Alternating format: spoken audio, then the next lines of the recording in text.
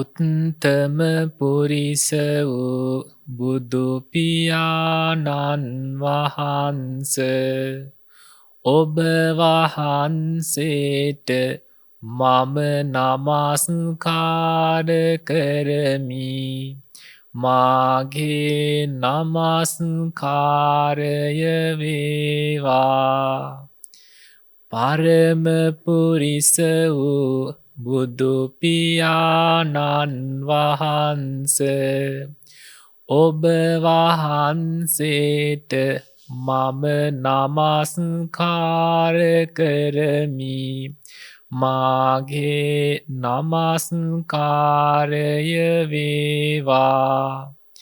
ශ්‍රේෂ්ඨ පුරිස වූ බුදු පියාණන් වහන්ස ඔබ වහන්සේට මම නමස්කාර කරමි. මාගේ නමස්කාරය වේවා. සාදු සාදු සාදු. සද්ධා බුද්ධ සම්පන්න කාරුණික පින්වත්නි, විශේෂ වශයෙන් අද දවසේදී මේ පින්වතුන්ලාට අනුශාසනා කරන්නට බලාපොරොත්තු වෙනවා ආර්ය විනයේ තිබෙන්නා වූ ඒ ආනාපාන සති භාවනාව පිළිබඳව. ආර්ය විනය කියලා කියන්නේ ලෞකික මට්ටමේ තියෙනා වූ ලෞකික අරුත් තියෙනවා. ඒ ලෝක සම්මතයේ භාවිතා වෙන වචන මේ ආර්ය ධර්මයේ තුල භාවිතා වෙනකොට බොහෝම වෙනස් අදහස් වලින් තමයි, අහසට පොළොව තරම් වෙනස් අර්ථයකින් තමයි මේ ධහම තුල භාවිතා වෙන්නේ.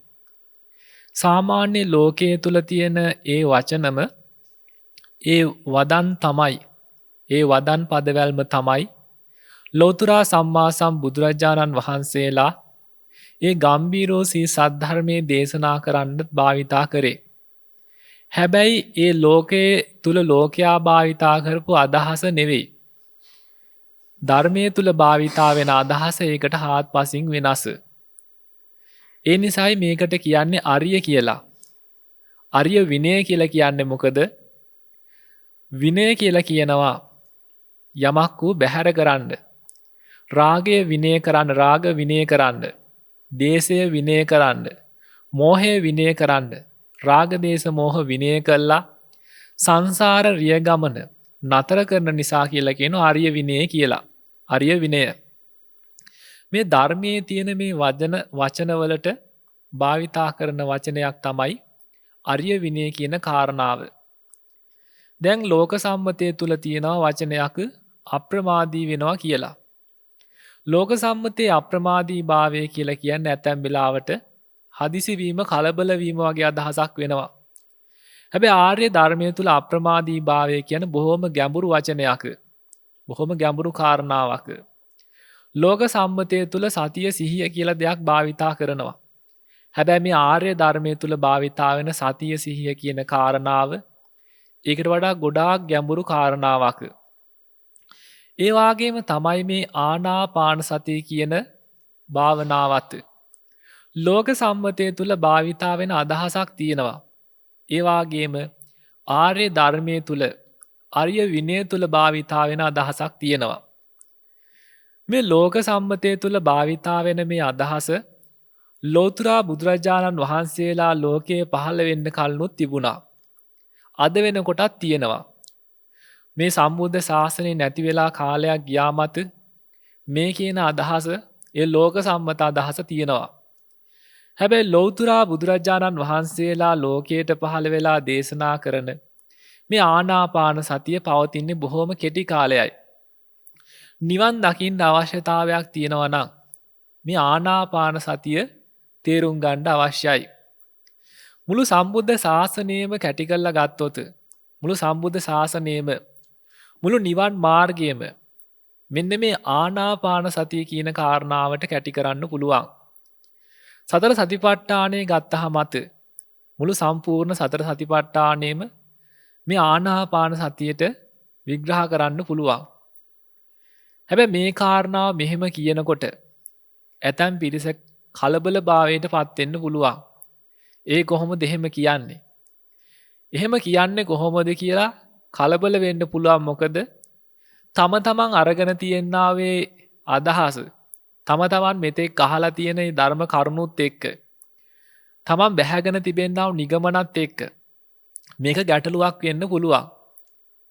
ඒ නිසා මුලින්ම අපි මේ කාරණාව තේරුම් කර ගන්නවා නම් මෙතෙක් කාලයක් අහලා දරාගත්ත ඒ මොනවා හරි තියෙනවා නම් ඒවා පොඩ්ඩක් පැත්තකින් තියලා නිදහස් මානසිකත්වයකින් මේක අහන්න අවශ්‍ය වෙනවා.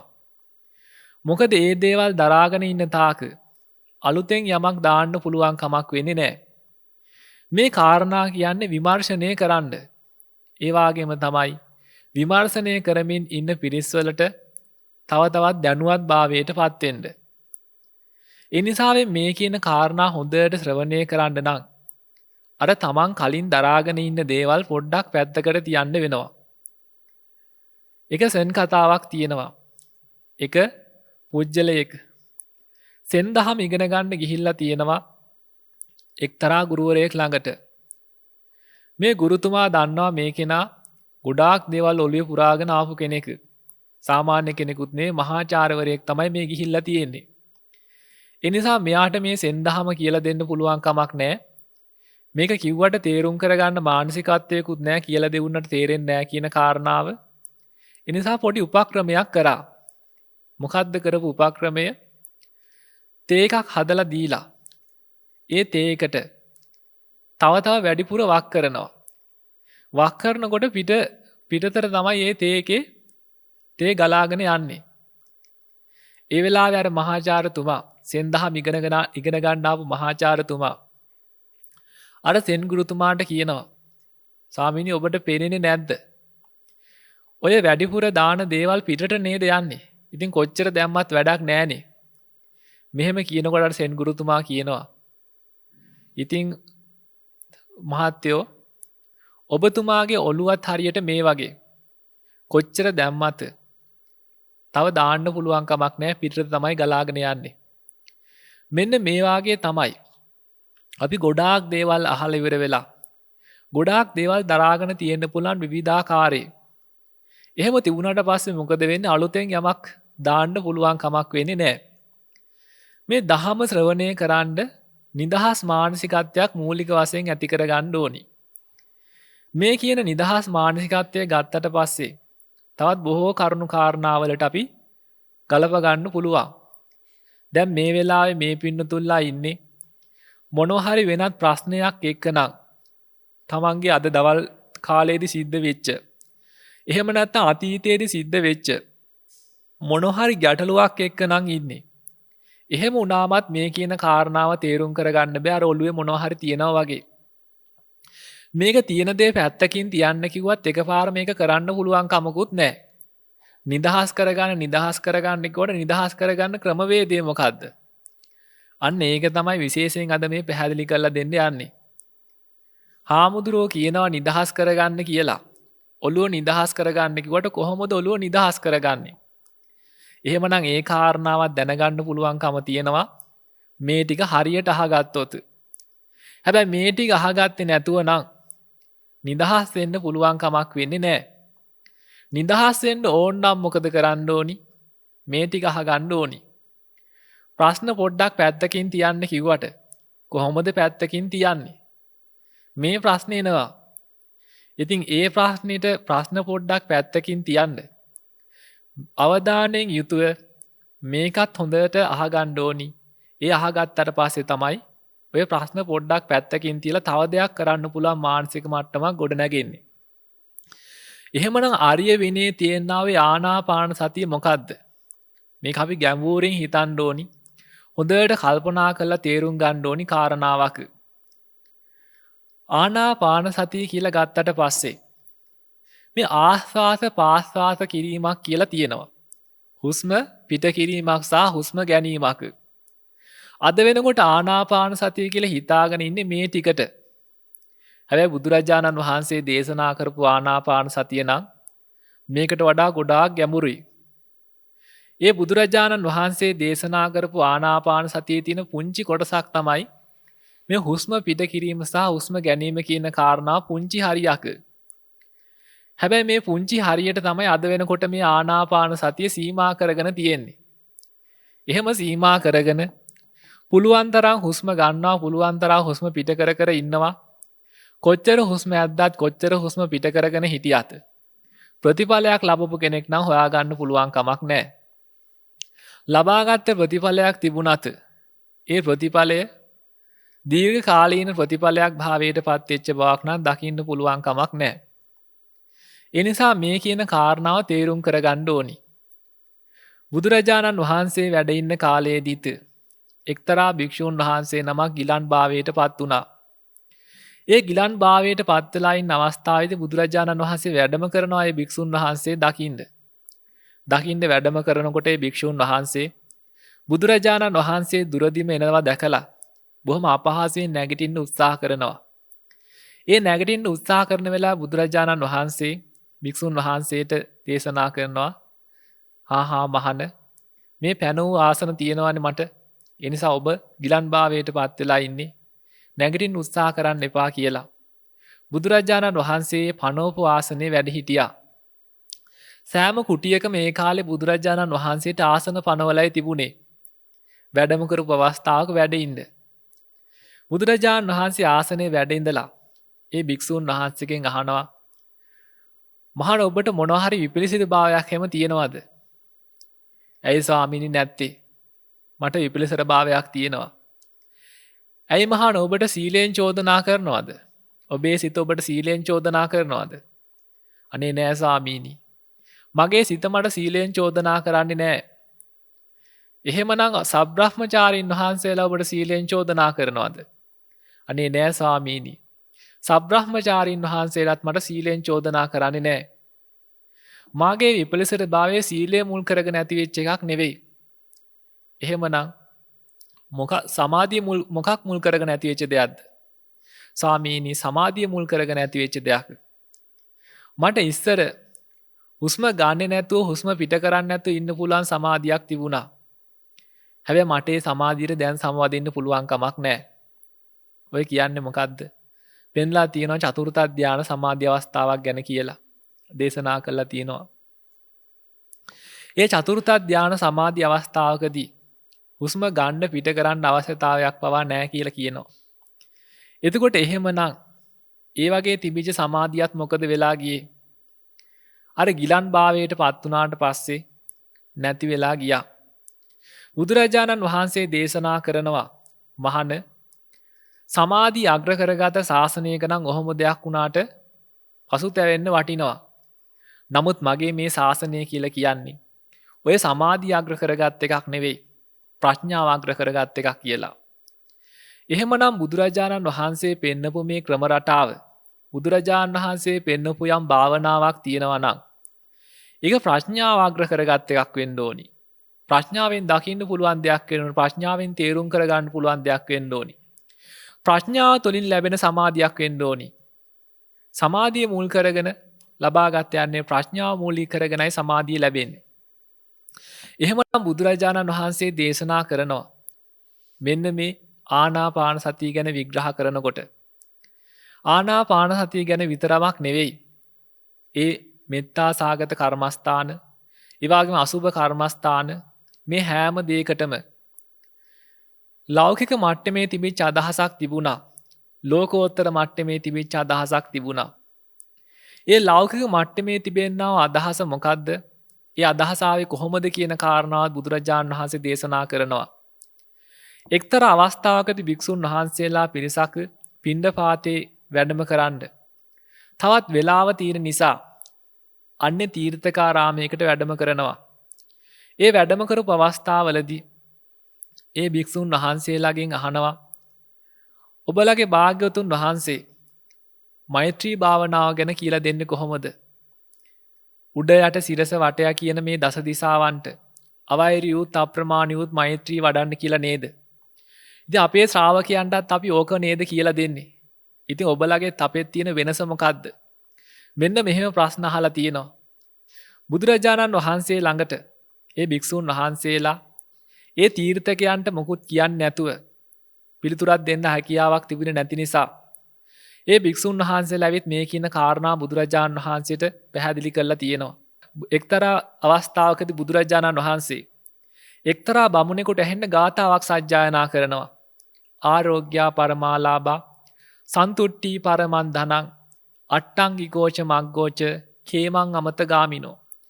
මේ ගාථාව සජ්ජායනා කරනකොට ඒ බමුණ ප්‍රසාදයෙන් සතුටට පත්වෙලා සාධුකාර දීලා කියනවා සාදු සාදු ස්වාමීනි ඔය ගාථා අපේ වේදයේ තියෙනවා අපිත් ඕක සජ්ජායනා කරනවා කියලා. මෙන්න මේ අවස්ථාවලින් පැහැදිලි වෙනවා ඒ බුදුරජාණන් වහන්සේ දේශනා කරපු ඒ වදන් පදවැල් වල ගම්භීර ධර්මයේ කොටස ඒ කාලේ වෙනකොට ඇතැම් මේ ලෞකික අදහස් වලින් තිබුණා කියන කාරණාව. ඒක එහෙම වෙන්න හේතුව බුදුරජාණන් වහන්සේ දේශනා කරනවා. මහණෙනි මට පෙර කාශ්‍යප නමින් ලෞතර බුදුරජාණන් වහන්සේ නමක් පහළ වෙලා හිටියා. ඒ බුදුරජාණන් වහන්සේ ලෝකයට පහළයි දේශනා කරපු ධර්මයේ ලෝකෝත්තර අදහස කාලයක් යනකොට යටපත් වුණා. කාලයක් යනකොට යටපත් වෙලා ලෞකික අදහස ඉස්මතු වුණා. අද වෙනකොට ඒ ලෝකෝත්තර අදහස හොයාගන්න නැහැ. අර ලෞකික අදහස තමයි තියෙන්නේ.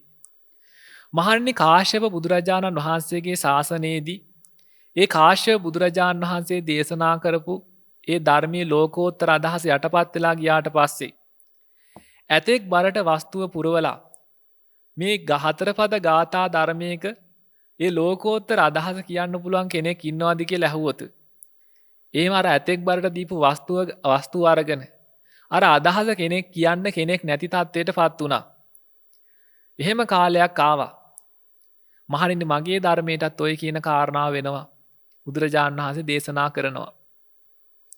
එහෙමනම් දැන් අපි බලන්න ඕනි මේ කියපු බුදුරජාණන් වහන්සේ දේශනා කරපු ප්‍රඥාවෙන් තේරුම් ගන්න පුළුවන් ඒ ආනාපාන සතිය මොකක්ද කියන කාරණාව තේරුම් ගන්න වටිනවා. ඇයි තේරුම් ගන්න වටින්නේ? මොකද මේ කියන භාවනාව තුලින් තමයි නිවන් දකින්න පුළුවන්කම තියෙන්නේ. නිවන් දකින්න අවශ්‍ය නම් මේ ආර්ය විනයේ තියෙන ආර්ය ධර්මයේ තියෙන ඒ අදහස තේරුම් කරගන්න ඕනි. එහෙම තේරුම් කරගත්තොත් තමයි නිවෙන්න පුළුවන්කම තියෙන්නේ. නැත්තම් වෙන්නේ මොකද? දැවෙන එක තමයි සිද්ධ වෙන්නේ. නිවෙන්න ඕන නම් ඒ නිවෙන්න අදාළ කරන්නා වූ අදහස ගන්න ඕනි. නිවෙන්න අදාළ කරන්නා වූ අර්ථය ගන්න ඕනි.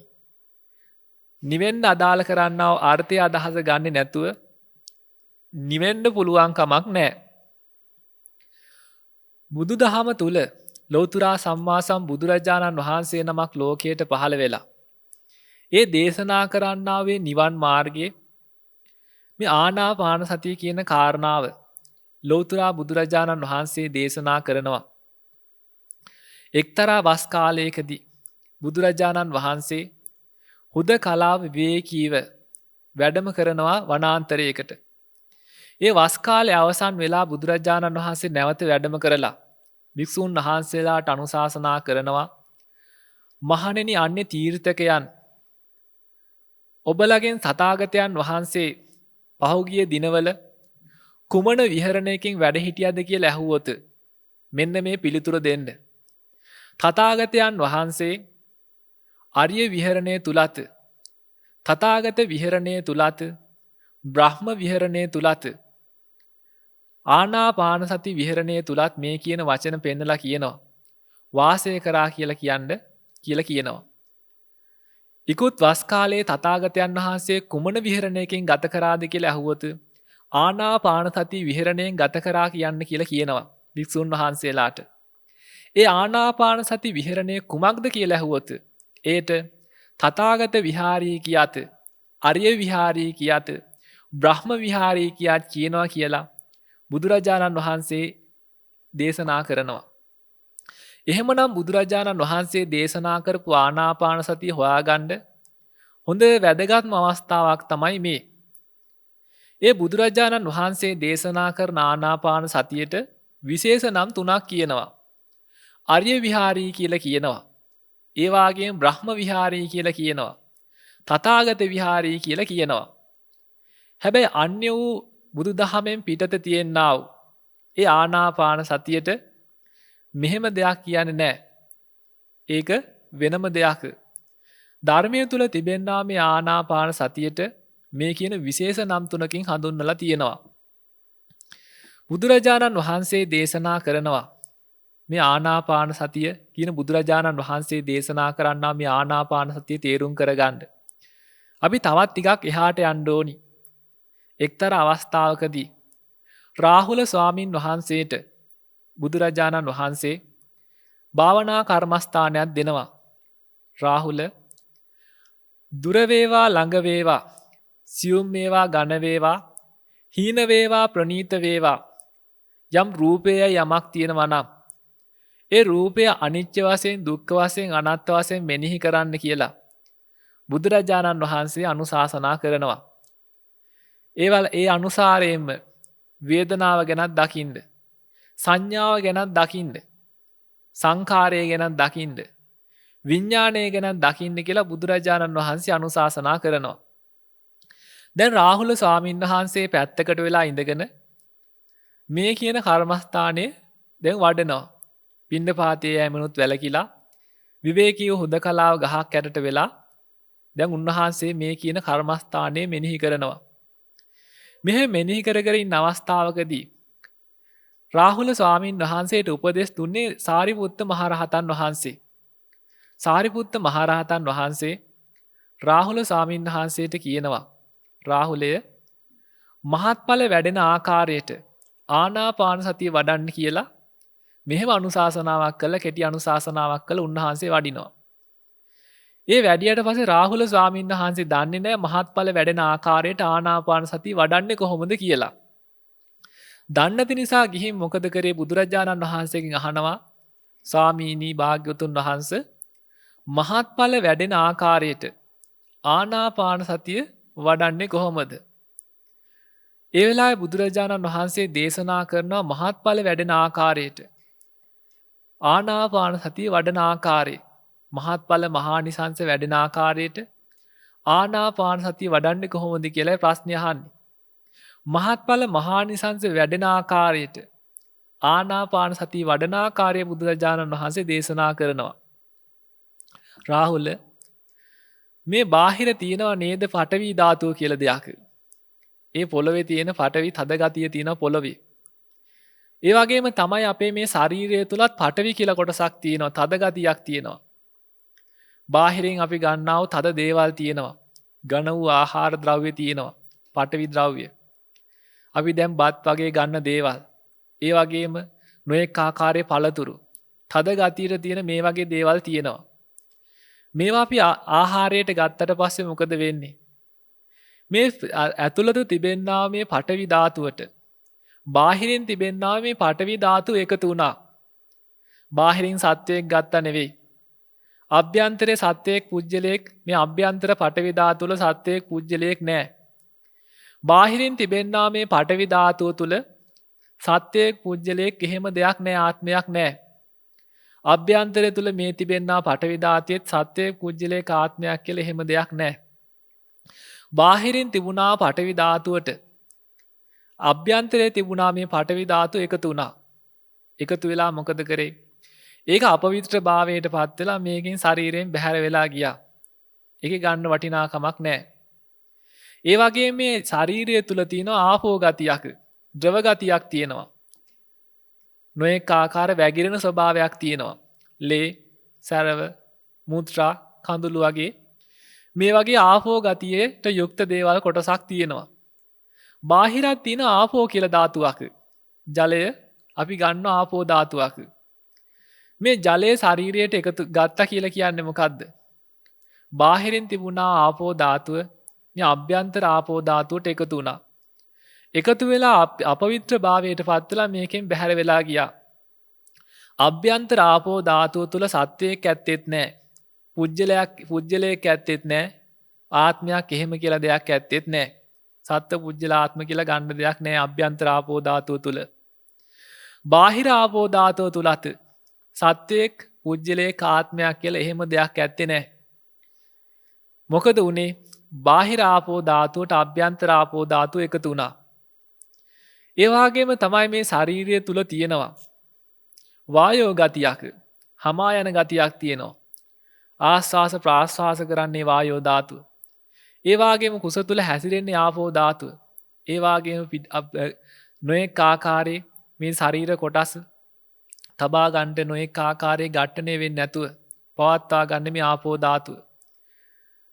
උඩට හමන්නා වූ ආපෝ ධාතුවක් තියෙනවා. පහළට ගමන් කරන්නා ආපෝ ධාතුවක් තියෙනවා. ශරීරයේ ගමන් කරන්නා වූ ආපෝ ධාතුවක් තියෙනවා. ආපෝ ආස්වාස ප්‍රාස්වාස ආපෝ ධාතුවක් තියෙනවා. මේ වශයෙන් ආපෝ ධාතුව කියලා කොටසක් තියෙනවා. බාහිරේ තියෙනවා හුලඟ කියලා જાතියක්. ආපෝ කොටසක්. වායෝ කොටසක්. ශරීරය තුලත් තියෙනවා මේ වායෝ කොටසක් අර ඉහළට පහළට ගන්න.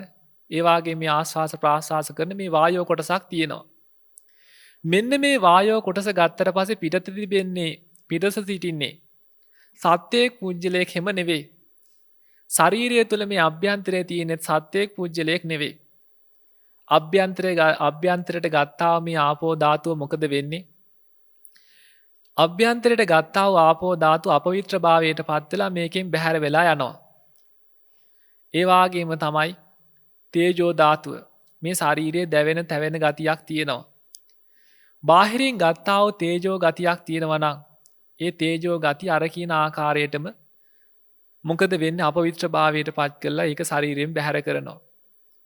මේ බාහිර තිබෙනා ආපෝ තේජෝ වායෝ පඨවි කියන මේ ද්‍රව්‍ය අභ්‍යන්තරයේ තිබෙනා ආපෝ තේජෝ වායෝ පඨවි ද්‍රව්‍යයට එකතු වුණා මිසක් එකතු වෙලා අපවිත්‍රතාවයට පත් වුණා මිසක් මේකේ ගන්න හරයක් නැහැ. මෙන්න මෙහෙම දකින්න කියලා බුදුරජාණන් වහන්සේ දේශනා කරනවා. ඒ වගේම තමයි රාහුල බාහිර ජලයේ ස්වභාවය සිහිපත් කරන් ආපෝ භාවනා පෙන්නනවා. රාහුල නොයෙක් ආකාර මිනිස්සු අපවිත්‍ර ಜಾති අරගෙන ඇවිල්ලා කිලිටි කුණු වෙච්ච රෙදි මේ වගේ දේවල් අරගෙන ඇවිල්ලා ජලයට දාලා සෝදනවා. සෝදලා මොකද කරන්නේ? පිරිසුදු කරගන්නවා. ජලයේ කුණු බාරගන්නේ නැහැ. ජලයේ කුණු සෝදල වෙලා පිරිසුදු භාවයට පත් වෙනවා. ගෙනාපු අපවිත්‍ර යම්කිසි වස්ත්‍රයක් තියෙනවා නම් ඒ වස්ත්‍රය සෝදලා පිරිසුදු කරනවා. ජලයේ කුණු තියාගන්නේ නැහැ. ජලයේ තිබෙනා කුණු ටිකත් ජලයේ බැහැර කරනවා. ගෙනාපු වස්ත්‍රයක් සෝදලා පවිත්‍ර කරලා පිරිසුදු කරලා යවනවා. ජලයේ මේ ආකාරයෙන් තමයි හැසිරෙන්නේ. රාහුල ආපෝ භාවනා වඩන්න. රාහුල මේ ජලය හා සමානව ජීවත් වෙන්න කියලා බුදුරජාණන් වහන්සේ දේශනා කරනවා. ඒ වගේම තමයි මේ පඨවි ධාතුව පොළොවට මිනිස්සු ඇවිල්ලා කැත කරනවා. කැත කුණු දානවා. කුණු කන්දල් දානවා. පොළොව කවදාකවත් ඒවා බැහැර කරන්නේ නැහැ. පොළොවේ දේවල් තියාගෙන ඒ කුණු කන්දල් බාරගෙන මොකද කරන්නේ? පොළොව ඒ කුණු ටික දි รา පත් කරලා පොහොර බවට පත් කරලා ගස් කොළන් වලට ලබා දීලා තවත් ශාස්ත්‍රීයකම සරුසාරමත් භාවයට පත් කරනවා. රාහුල මේ පොළොව වගේ ජීවත් වෙන්න කොහොමද මේ පොළොව වගේ ජීවත් වෙන්නේ? මේ කාරණා පැහැදිලි කරනවා. ඒ වගේම තමයි මේ හුලකට නොඑක ආකාර ගඳ දේවල් දානවා, සුවඳවත් දේවල් දානවා. ගඳ දේවල් දැම්මට පස්සේ ගඳ දේවල් එකතු වුණාම හුලගේව තියාගෙන ඉන්නේ නැහැ. හුලගේ හමාගෙන ගිහිල්ල වෙරලා හුලග බැහැර කරලා දාලා විර වෙලා හුලග නිදහස් භාවයට පත් වෙනවා. සුවඳවත් දේවල් ලැබුණට පස්සේ සුලග හමාගෙන ගිහිල්ලා ඒ සුවඳවත් භාවයට ඒ සුවඳත් අරගෙන ගිහිල්ලා සුවඳ දසත විහිදුවන පතුරවනවා.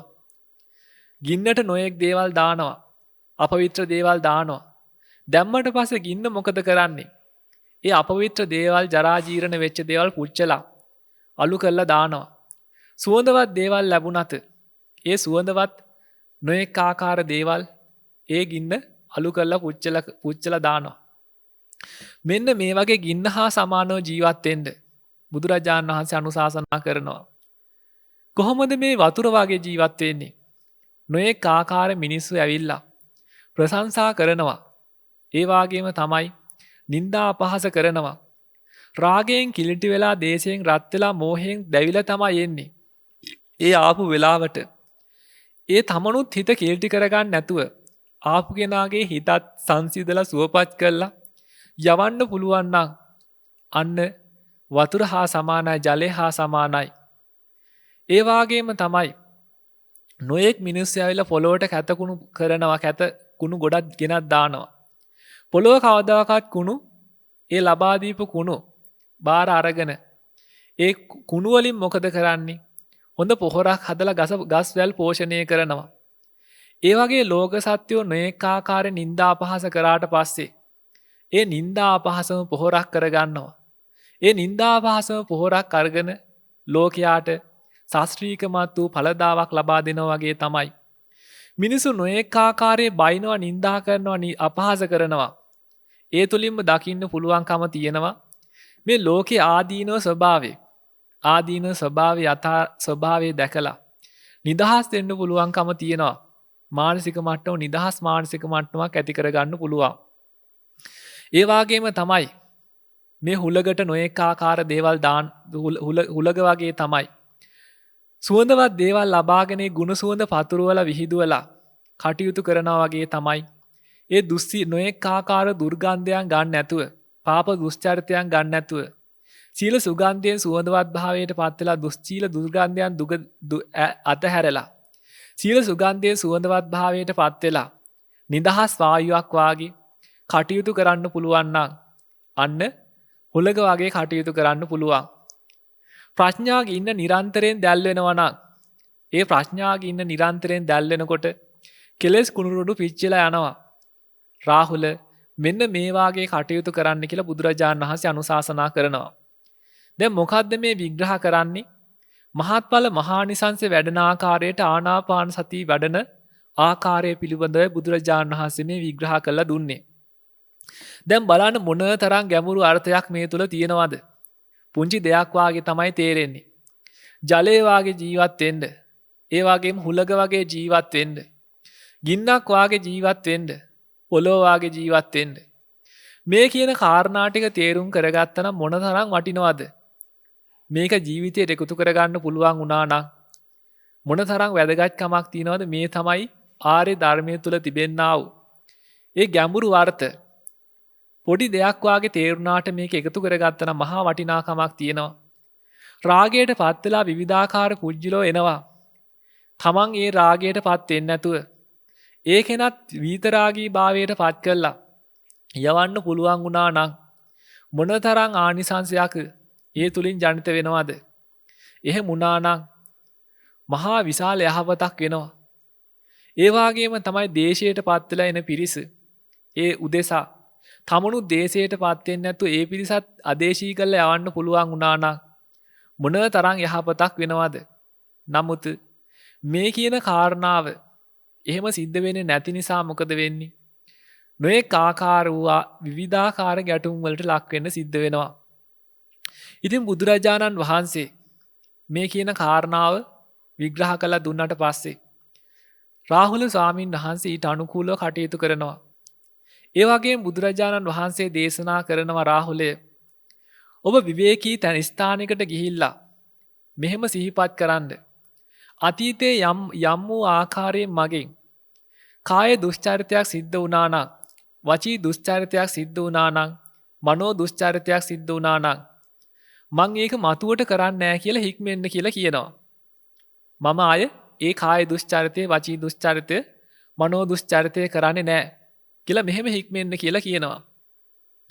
ඒ වගේම තමයි අතීතය ගැන සිහිපත් කළා. මෙන්න මේ විදිහට විවේකී හුදකලා තැනකට ගිහිල්ලා මෙහෙම කටයුතු කරන්න අදිෂ්ඨාන කරගන්න. එහෙම අදිෂ්ඨාන කරලා මෙහෙම කරන ක්‍රම රටාවක් තියෙනවා නම් රාහුල අතීතයේ යම්කිසි කෙනෙක් ශ්‍රමණ ධර්මයන් පිරුවනම් පිරුවේ මේ ක්‍රමයෙන්මයි කියලා බුදුරජාණන් වහන්සේ දේශනා කරනවා. ඒක විශේෂ අවස්ථාවක්.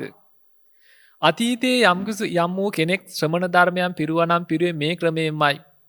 දැන් යම්කිසි කෙනෙක් ශ්‍රමණ ධර්මයන් පුරනවා නම් පුරන්නේ මේ ක්‍රමයෙන්මයි. අනාගතයේ යම්කිසි කෙනෙක් ශ්‍රමණ ධර්මයන් පුරනවා නම් පුරන්නේ මේ ක්‍රමයෙන්මයි කියලා බුදුරජාණන් වහන්සේ දේශනා කරනවා. එහෙමනම් අපි විශේෂ වශයෙන් දැන් සිහිපත් කරගන්න ඕනි මේ බුදුරජාණන් වහන්සේ දේශනා කරපු ආනාපාන සතිය කියලා කියන්නේ යම් වූ ආකාරයෙන් අපි තුල තිබෙනා වූ කාය දුස්චරිතයක් තියෙනවා නම්, වචී දුස්චරිතයක් තියෙනවා නම්, මනෝ දුස්චරිතයක් තියෙනවා නම් මේ කාය දුස්චරිත, වචී දුස්චරිත, මනෝ දුස්චරිත පහ කිරීමට තමයි මේ පහ කළ යුත්තේ හැටියට බුදුරජාණන් වහන්සේ දේශනා කරේ. ඒ වගේම තමයි ඇසුරු කළ යුත්තක් තියෙනවා නම් ඇසුරු කළ යුත්තේ හැටියට බුදුරජාණන් වහන්සේ දේශනා කරේ කාය සුචරිත, වචී සුචරිත, මනෝ සුචරිත කියන කොට්ටාසයයි. එහෙමනම් යම් වූ ආකාරයකින් පහ කළ යුත්ත තේරුම් කරගන්න ඕනි, ඇසුරු කළ යුත්ත තේරුම් කරගන්න ඕනි. ඇසුරු කළ යුත්ත නම් කාය සුචරිතය, වචී සුචරිතය, මනෝ සුචරිතය. පහ කළ යුත්ත නම් වචී දුස්චරිතය, කාය දුස්චරිතය, මනෝ දුස්චරිතය. මෙන්න මේ ටික ඇසුරු කළ යුත්ත තේරුම් කරගෙන ඇසුරු කරන්න ඕනි. බැහැර කළ යුත්ත තේරුම් අරගෙන බැහැර කරන්න ඕනි. මේ ටික නොකරන තාක කොච්චරවත් හුස්ම අරගෙන හිටියත්, කොච්චරවත් හුස්ම උඩට පහළට ගත්තත් කවදාකවත් ආනාපාන සතිය නම් වැඩෙන්නේ නැහැ. වඩා ගන්න පුළුවන් කමක් ලැබෙන්නේ නැහැ. මේ කියන රටාව කොච්චර පුරුදු පුහුණු කරගෙන හිටියත්, කොච්චර ගත්තත් ප්‍රතිඵල ලැබෙන්නේ නැති වෙන්නේ හේතුව ඒකයි. කාය දුස්චරිතයන් නොඑක ආකාරයේ කරගෙන ඉන්න තාක් වචී දුස්චරිතයන් කරමින්, මනෝ දුස්චරිතයන් කරමින් දවස පුරාවට එහෙම කර කර ඉඳලා විවේක අවස්ථාවක් ලැබිච්ච වෙලාවක මොකද කරන්නේ? අර හුස්මට අවධානය තියාගන්න උත්සාහ කරාට තියාගන්න පුළුවන් කමක් නැහැ. මනස විවිධාකාර ඔස්සේ තැන්වල විසිරලා යනවා. නගා ගන්න පුළුවන් කමක් නැහැ. මේ කියන ක්‍රම රටාව බුදුරජාණන් වහන්සේ ලෝකේ පහළ වෙන්න කලින් උනත් මේ කාලේ උනත් අන්‍ය යෝගී උතුමන් වහන්සේ, අන්‍ය යෝගී පිරිස කැලෑවලට ගිහිල්ලා කිසිම කාම අරමුණක් හම්බ වෙන්නේ නැතුව, හම්බ වෙන්න දෙන්නේ නැතුව බොහෝ කාලයක් ඒ අය භාවනා කරනවා. කාමයන්ගේ කාම අරමුණු වලට එන්න අවස්ථාවක් දෙන්නේ නැතුව. ඒ අය නොඑක ආකාරයේ ලුණුවක් ගන්න නැතුව මෙහෙම තමයි කටයුතු කරන්නේ. ලුණු ටිකක්වත් ගන්න නැතුව කැලේට ගිහිල්ලා බොහෝ කාලයක් අර හුස්ම රැල්ලට හිත තියාගෙන භාවනා කරනවා. ඒ මොකද කාම අරමුණු ආවොත් ඒ කාම අරමුණු නිසාවෙන් අතෙන්ට බාධකයක් වෙනවා, භාවනාවට බාධකයක් වෙනවා. ඒ අය කරන්නේ මොකද? කාම අරමුණු වලින් වෙන් වෙලා ඉන්න එක. නමුත් ආර්ය ධර්මයේ තුල තියෙන කාම අරමුණු වලින් වෙන් වෙලා ඉන්න එකක් නෙවෙයි. කාමයන්ගේ අසාරත්වය දැකලා ඒකෙන් අත මිදෙන එක.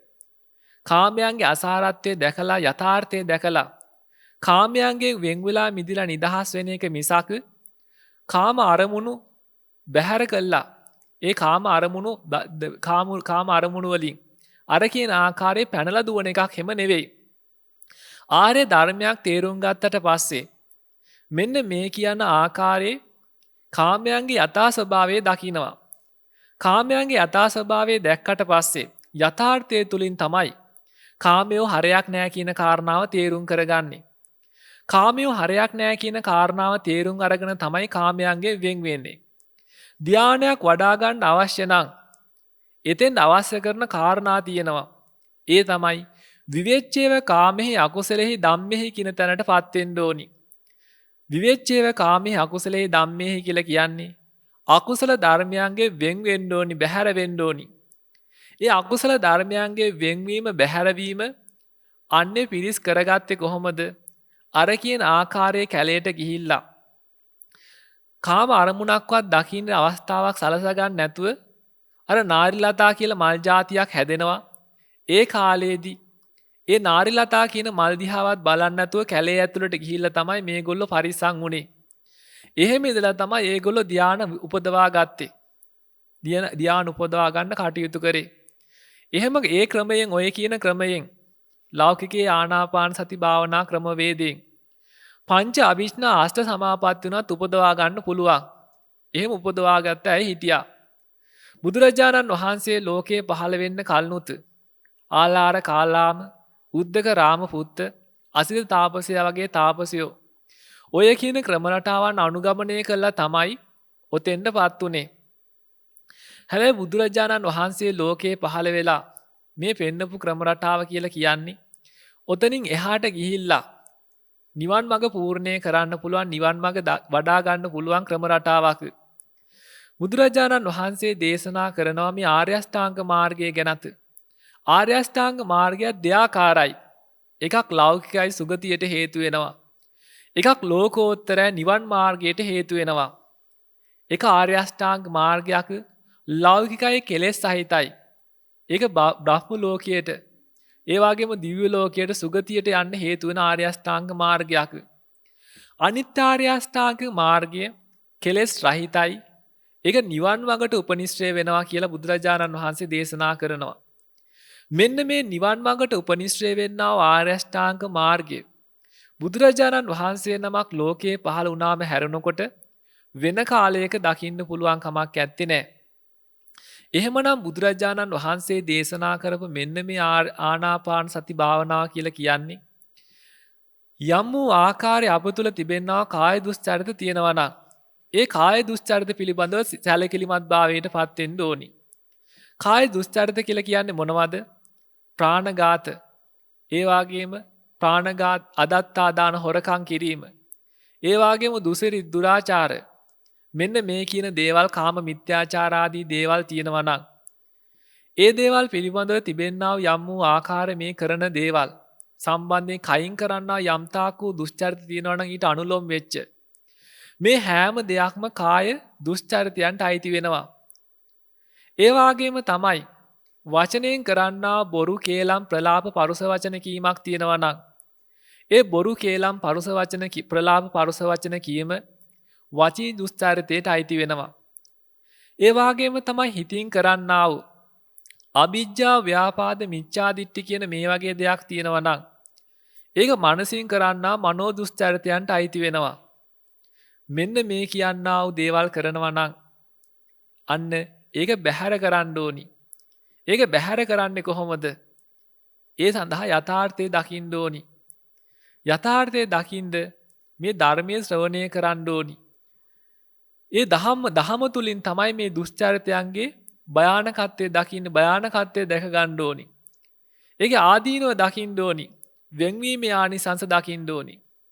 කාය ප්‍රාණඝාත, කාම ප්‍රාණඝාත ආදී කාය දුස්චරිත, ඒ වගේම බොරු, කේලම්, ප්‍රලාප ආදී වචී දුස්චරිත, අවිජ්ජා, ව්‍යාපාද, මිච්ඡාදිට්ඨි ආදී මනෝ දුස්චරිත, මේ කින දේවල් ඇසුරු කිරීමේ භයානකත්වය, ඇසුරු කිරීමේ ලැබෙන්නව ආදීනව පිළිබඳව සිහි කරන්න ඕනි. ඒ වගේම ඒ වගේ වෙන් වුණාට පස්සේ තිබෙනා වූ ආනිසංසය පිළිබඳව සිහිපත් කරන්න ඕනි. මෙහෙම වුණොත් තමයි ඒකෙන් නිදහස් වෙන්න පුළුවන්කම තියෙන්නේ. යමෙක් ඒව ඇසුරු කිරීමේ ආදීනව ගැන විතරක් නම් මෙනෙහි කරන්නේ, ඒක නිදහස් වෙන්න ප්‍රමාණවත් වෙන්නේ නැහැ.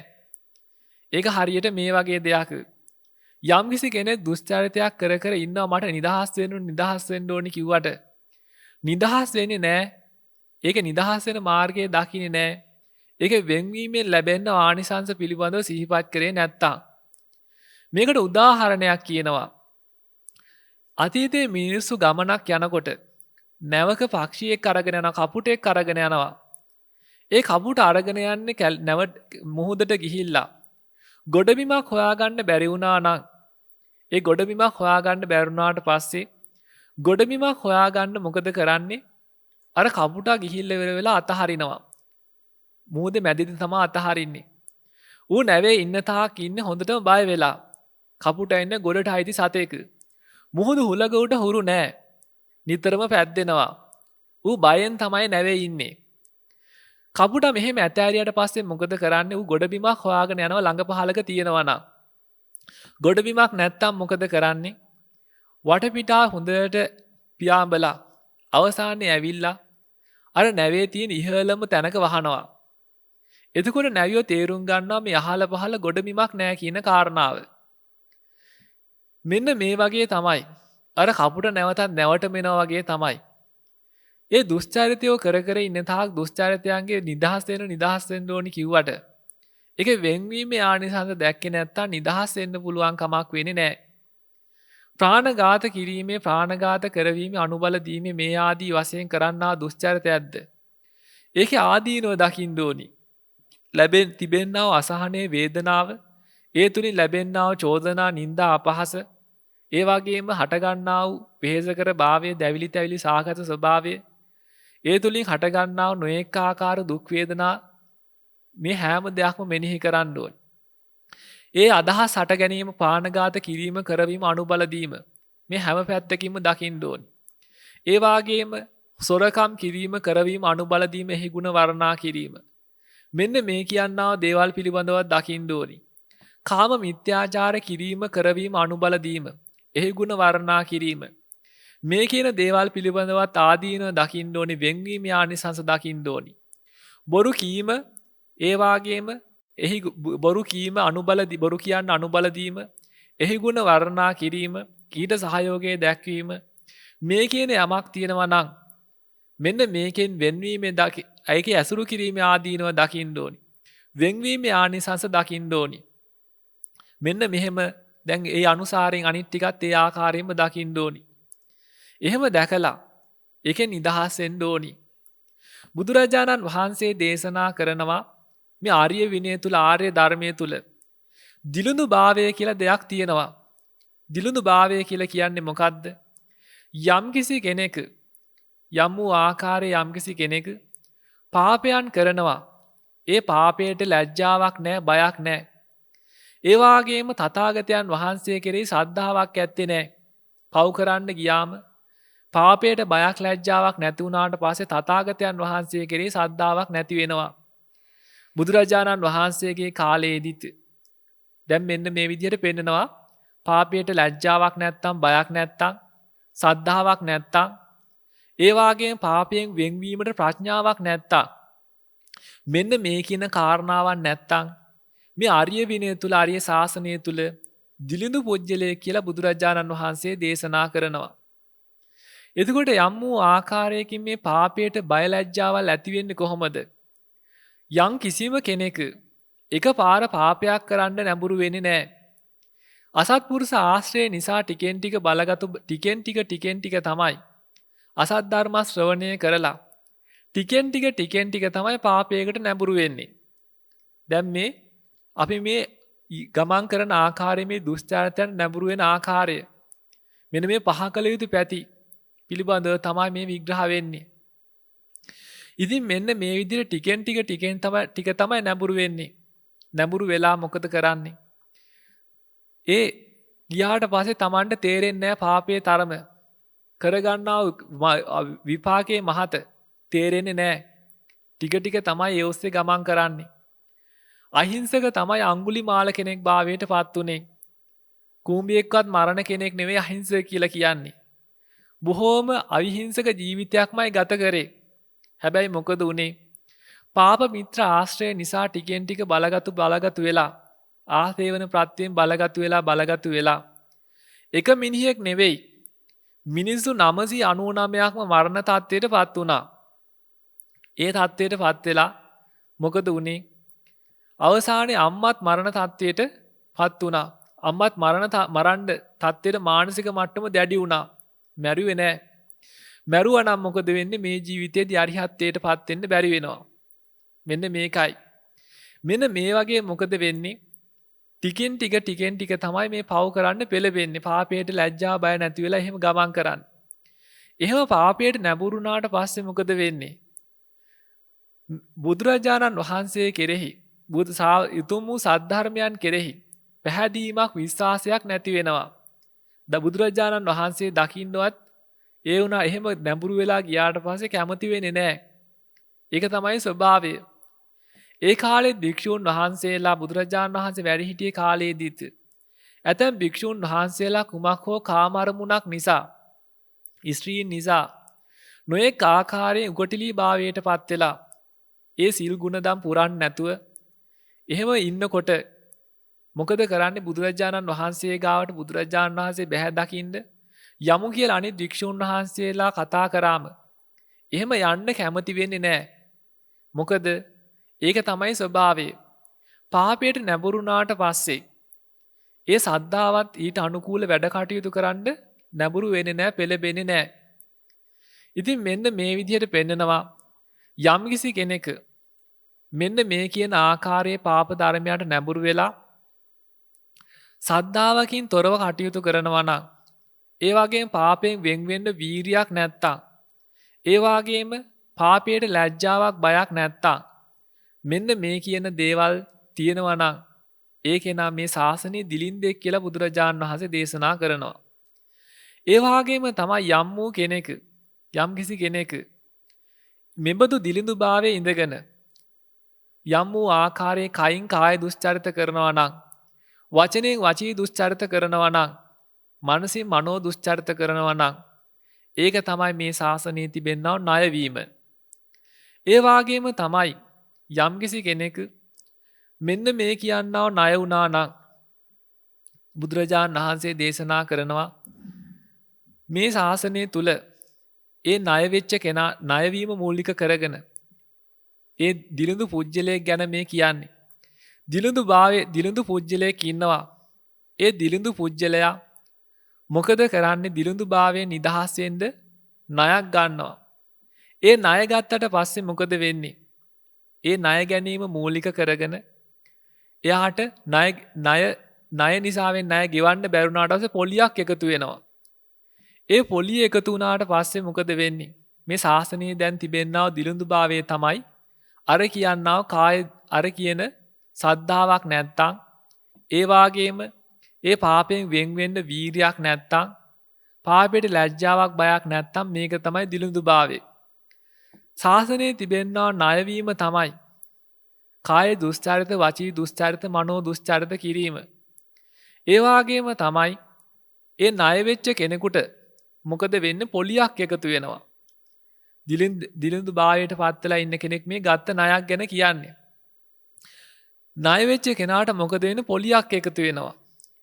ඒ පොලිය වාගේ තමයි යම්කිසි කෙනෙක් කාය දුස්චරිත, වචී දුස්චරිත, මනෝ දුස්චරිත කරාට පස්සේ නිරන්තරයෙන් ඒ වරද හඟවගෙන හිටියොත් වරද හඟවගෙන ඉන්න තාක එයාට පිරිසුදු භාවයට පත් වෙන්න පුළුවන් කමක් ලැබෙන්නේ නැහැ. පිරිසුදු භාවයට පත් වෙන්නේ නැති තාක් මොකද වෙන්නේ? නිරන්තරයෙන් ඒ වරද පිළිබඳව යලි යලි සිහිපත් වෙනවා. අනේ මෙබඳු වරදක් මං කරා නේද කියලා යලි යලි සිහිපත් වෙන්න පටන් ගන්නවා. ඉතින් මේ යලි යලි සිහිපත් වීම ඒ වරද හඟවගෙන ඉන්න තාක් මොකද වෙන්නේ? ඒක වැඩි දියුණු භාවයට පත් වෙනවා. මෙන්න මේක මේ වගේ කියලා කියන මේ ශාසනයේ යම්කිසි කෙනෙක් ඒ වරදක් හඟවගෙන ඉන්න එකට කියලා කියනවා පොලිය එකතු වෙනවා කියලා කියනවා. ඒ වගේම තමයි යම්කිසි කෙනෙක් තමන් ඒ දිලිඳු පුජ්‍යලයා ණයක් අරගෙන එහෙම ඉන්නකොට මොකද වෙන්නේ? ණය දීපු කෙනා චෝදනා කරනවා. මගෙන් ගත්ත මුදල් දෙන්න කියලා. චෝදනා ලබන්න සිද්ධ වෙනවා ණය ගත්ත කෙනාට.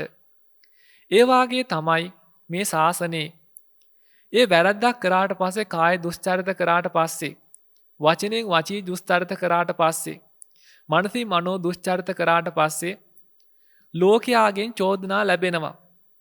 මේ කෙනා කාය දුස්චරිත කරපු කෙනෙක්, වචී දුස්චරිත කරපු කෙනෙක්, මනසින් මනෝ දුස්චරිත කරපු කෙනෙක් කියලා. ඒ වගේ තමයි මෙන්න මේ ශාසනය ලැබෙනා වූ චෝදනාව කියලා කියන්නේ. ඒ වගේම ණය දීපු කෙනෙක්, ණය ලබාගත් කෙනෙක්ට නිදහසේ ඉන්න පුළුවන් කමක් ලැබෙන්නේ නැහැ. ඒ ණය දීපු කෙනා ණය ලබාගත් කෙනාගේ පිටිපස්සෙන් පන්නනවා. පන්නලා ඉවරලා මොකද කරන්නේ? Taman දීපු ණය ඉල්ලනවා. ණය ලබා ගන්න උත්සාහ කරනවා. ඒ වගේ තමයි යම්කිසි වැරද්දක් කරාට පස්සේ ඒ තමන් වැරද්දක් කරා නේද කියලා නිරන්තරයෙන් මොකද වෙන්නේ? තමන්ට යලි යලි සිහිපත් වෙනවා.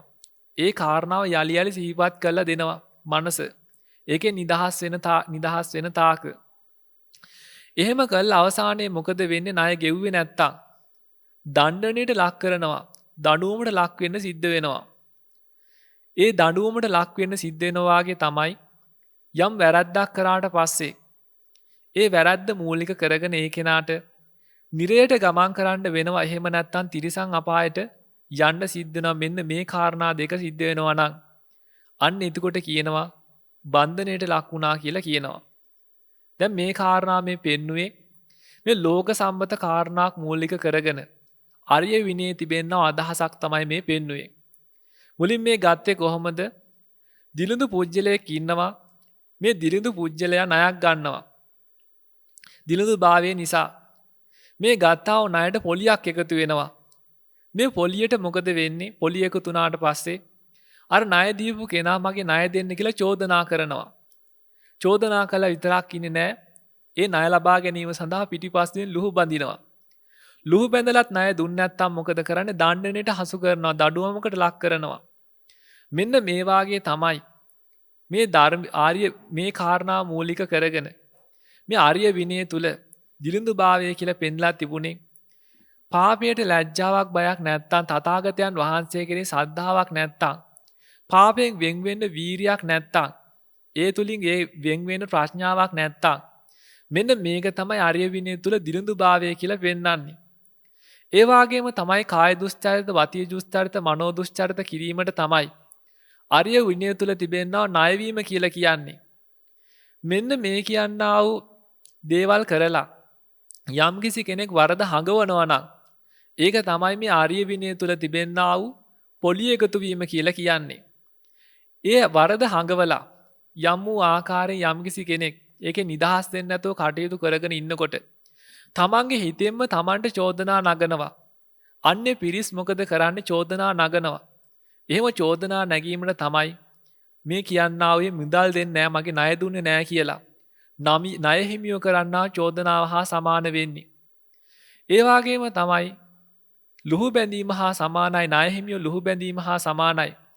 අරණ්‍යයකට ගියත් කොතනට ගියත් තමන් කරපු වරද්ද තමන්ගේ පිටිපස්සෙන් එනවා. ඒක යලි යලි සිහිපත් වෙනවා. මේක හා සමානයි මොකද්ද? ලුහු බැඳීමට. ඒ වාගේම තමයි දණ්ඩනයට හසු වීම වගේ තමයි. ඒකෙන් නිදහස් වෙන්න පුළුවන් කමක් නැහැ. නොඑක ආකාරයේ යලි යලි සිහිපත් වෙවි ඇවිත් නොඑක ඒ දුගතියට වැටෙන්න සිද්ධ වෙනවා. මෙන්න මේ වාගේ දකින්න මෙන්න මේ ආකාරයෙන් පෙන්වන බුදුරජාණන් වහන්සේ. එහෙමනම් යම්කිසි වැරද්දක් කරගෙන ඉන්න තාක ඒ වරදේ බැඳිලා වරදේ කටයුතු කරගෙන ඉන්න තාක කවදාකවත් ඒකෙන් නිදහස් භාවයකට නිදහස් මානසිකත්වයක් ඇති කරගන්න පුළුවන් කමක් වෙන්නේ නැහැ. ඒ නිසා මොකද කරන්න ඕනි? මෙන්න මේ කියන්නා වූ ආනාපාන සතිය වඩා ගන්න නම් අපි මූලික වශයෙන් මේ මානසික මට්ටම නිදහස් කරගන්න ඕනේ. නිදහස් මානසික මට්ටමක් ඇති කරගන්න අවශ්‍යතාවයේ පසුතලයේ හදා ගන්න ඕනි. ලෞතර බුදුරජාණන් වහන්සේලා ලෝකයේ පහළ වෙන්න කලිනුත් මෙන්න මේ කියන්නා ආනාපාන සතිය ලෝක සත්‍යයන්ගේ තුල තිබුණා, වඩාගෙන තිබුණ හැම ක්‍රම රටාවක් තිබුණා. ඒ කොහොමද ඒක වැඩිලා තිබුණේ? මේ ලෝකයේ කල්ප විනාශය කියලා විනාශයක් වෙනව කාලයක් ගියාට පස්සේ ඒ කල්ප විනාශයෙන් මේ ලෝකේ විනාශ වෙලා යනකොට යටතින් පොළොව පටන් අවීචියේ ඉඳලා මේ ලෝකයේ විනාශ වීගෙන එනවා. එහෙම විනාශ වීගෙන ගිහිල්ලා මේ ලෝකයේ කිසිම දෙයක් ඉතිරි වෙන්නේ නැති තත්ත්වයට විනාශ වෙනවා. එහෙම විනාශ වෙලා ගියාට පස්සේ මේ ලෝකයේ තවත් අරමුණු කරන්න දෙයක් ඉතිරි වෙන්නේ නැහැ. අරමුණු කරන්න දෙයක් ඉතිරි වෙන්නේ නැති නිසා ඒ දේ මූලික කරගෙන අරමුණු කරන්න කිසිම දෙයක් නැති නිකන් තිබෙන්නා වූ වායෝ ධාරා මූලික කරගෙන, හිස් වායෝ මූලික කරගෙන, අවකාශය මූලික කරගෙන ලෝක සත්‍යෝ මොකද කරන්නේ? මේ ඒ හුලං මූලික කරගෙන උපාදානය කරගෙන ආභස්සර කියන බ්‍රහ්ම ලෝකයේ ගිහින් උප්පත්තිය ලබනවා. ඒක තමයි ලෝක සත්‍යයන්ගේ අත්දැකීම. ඒ අත්දැකීම මූලික කරගෙන තමයි මේ හුලං කියන රටාව මූලික කරගෙන, හුස්ම මූලික කරගෙන ඒ දැහැන් වඩන මාර්ගයක් ලෝක සත්‍යෝ හොයාගෙන තියෙන්නේ. ඒ ඔස්සේ තමයි මේ කටයුතු කරන්නේ. එතකොට මේ කියන ඒ අත්දැකීම කිසිම අරමුණක්, කාම අරමුණක් ඒ කාලේ නැති නිසා තමයි එතෙන් එහෙමපත් වෙන්න පුළුවන්කම තිබුණේ. ලෝකේ අරමුණු කරන දෙයක් තිබිච්ච නැති නිසා. නමුත් අද කාලේ වෙනකොට ඔය රටාවෙන් නගා ගන්න බැරි, ධානය උපදවා ගන්න බැරි හේතුව මොකද? කාමයන්ගේ නිරන්තරයෙන් මානසික මට්ටම පෙළෙනවා. කාමයන්ගෙන් හිත පෙළෙන නිසා මොකද වෙන්නේ? කාම අරමුණු වලින් පෙළෙන නිසා එතෙන්ට මානසික මට්ටම ගන්න අපහසුයි. ඒ නිසා මොකද වෙන්න ඕනි? විවේච්ඡේව කාමෙහි අකුසලේ ධම්මෙහි කියන தත්ත්වයට මානසික මට්ටම පත් කරගන්න කාමයන්ගේ යථාර්ථය දකින්න ඕනි. කාමයෝ කියලා කියන්නේ මොන වගේ දෙයක්ද? කාමයෝ කියලා කියන්නේ බල්ලාන්ට දාපු මස් කට්ටක් වාගේ ගණ්ඩ හරයක් නැති දෙයක්. මස් කට්ටක ස්වභාවය මොකද්ද? මස් කට්ටක් කියලා කියන්නේ ලේ තැවරිච්ච මස් කට්ටක් තියෙනවා. ඒ මස් කට්ට කොච්චර හැපුවත් කවදාකවත් බල්ලගේ බඩ නම් පිරෙන්නේ නැහැ. බල්ලා කොච්චර මස් කට්ට හැපුවත් බඩ පිරෙන්නේ නැහැ. බල්ලා තව තවත් වෙහෙසටපත් වෙනවා. ඒ වගේ කාමයෝ කියලා කියන්නේ මේ බල්ලෙකුට දාපු මස් කට්ටක් වාගේ පෙලෙන්න සිද්ධ වෙන දෙයක්. හරයක් නැති දෙයක්. මෙන්න මේක තේරුම් කරගන්න ඕනි. කාමයන්ගේ යථාර්ථය දකින්න ඕනි. කාමයෝ කියන්නේ හරියට හීනයක් වාගේ. හීනෙන් ඉන්නකං නිදාගෙන ඉන්න තාක් ඒක යථා හීනෙක ඉන්න තාක සතුටෙන් ඉන්න පුළුවන්කම තියෙනවා හීන දකින තාක. හැබැයි හීනෙන් ඇහැරුණාට පස්සේ මොකද වෙන්නේ? අර කියන එකක්වත් නෑ. දකින්න පුළුවන්කමක් නෑ. අර දැකපු ඔක්කොම හීන අවදි වුණාට පස්සේ කිසිම හරයක් නැති දෙයක් බවට පත් වෙනවා. සතුටෙන් හීන දකින්න තාක් ඉන්න පුළුවන්. ඒ වගේ මේ ආශාදය කියලා කියන මවාගත්ත දෙයක්. ඇති දෙයක් හැම නෙවෙයි. ඇති සුවයක් සහනයක් ඒ තුල නෑ. ඒ වගේම පෙන්වනවා මේ ආශාදය කියලා කියන්නේ වසදාපු රා බඳුනක් වාගේ. ආස්වාදයේ ඇසුරු කරනකොට නම් හරි හොඳයි. මිහිරි සාන්තයි. හැබැයි මොකද වෙන්නේ? ඒක ඇසුරු කරාට පස්සේ ලේ බඩ යන්න වෙනවා. දුකට අසහනයටපත් වෙන්න සිද්ධ වෙනවා. ඒ වාගේ තමයි මොකද මේ ආස්වාදය කියලා කියන්නේ ඇසුරු කරන ප්‍රියභාවයෙන් ඇසුරු කරලා ඒ හේතුවෙන් මොකද වෙන්නේ? මහා දාහයකට අසහනයකටපත් කරනවා. හරයක් ඇති දෙයක් නෙවෙයි.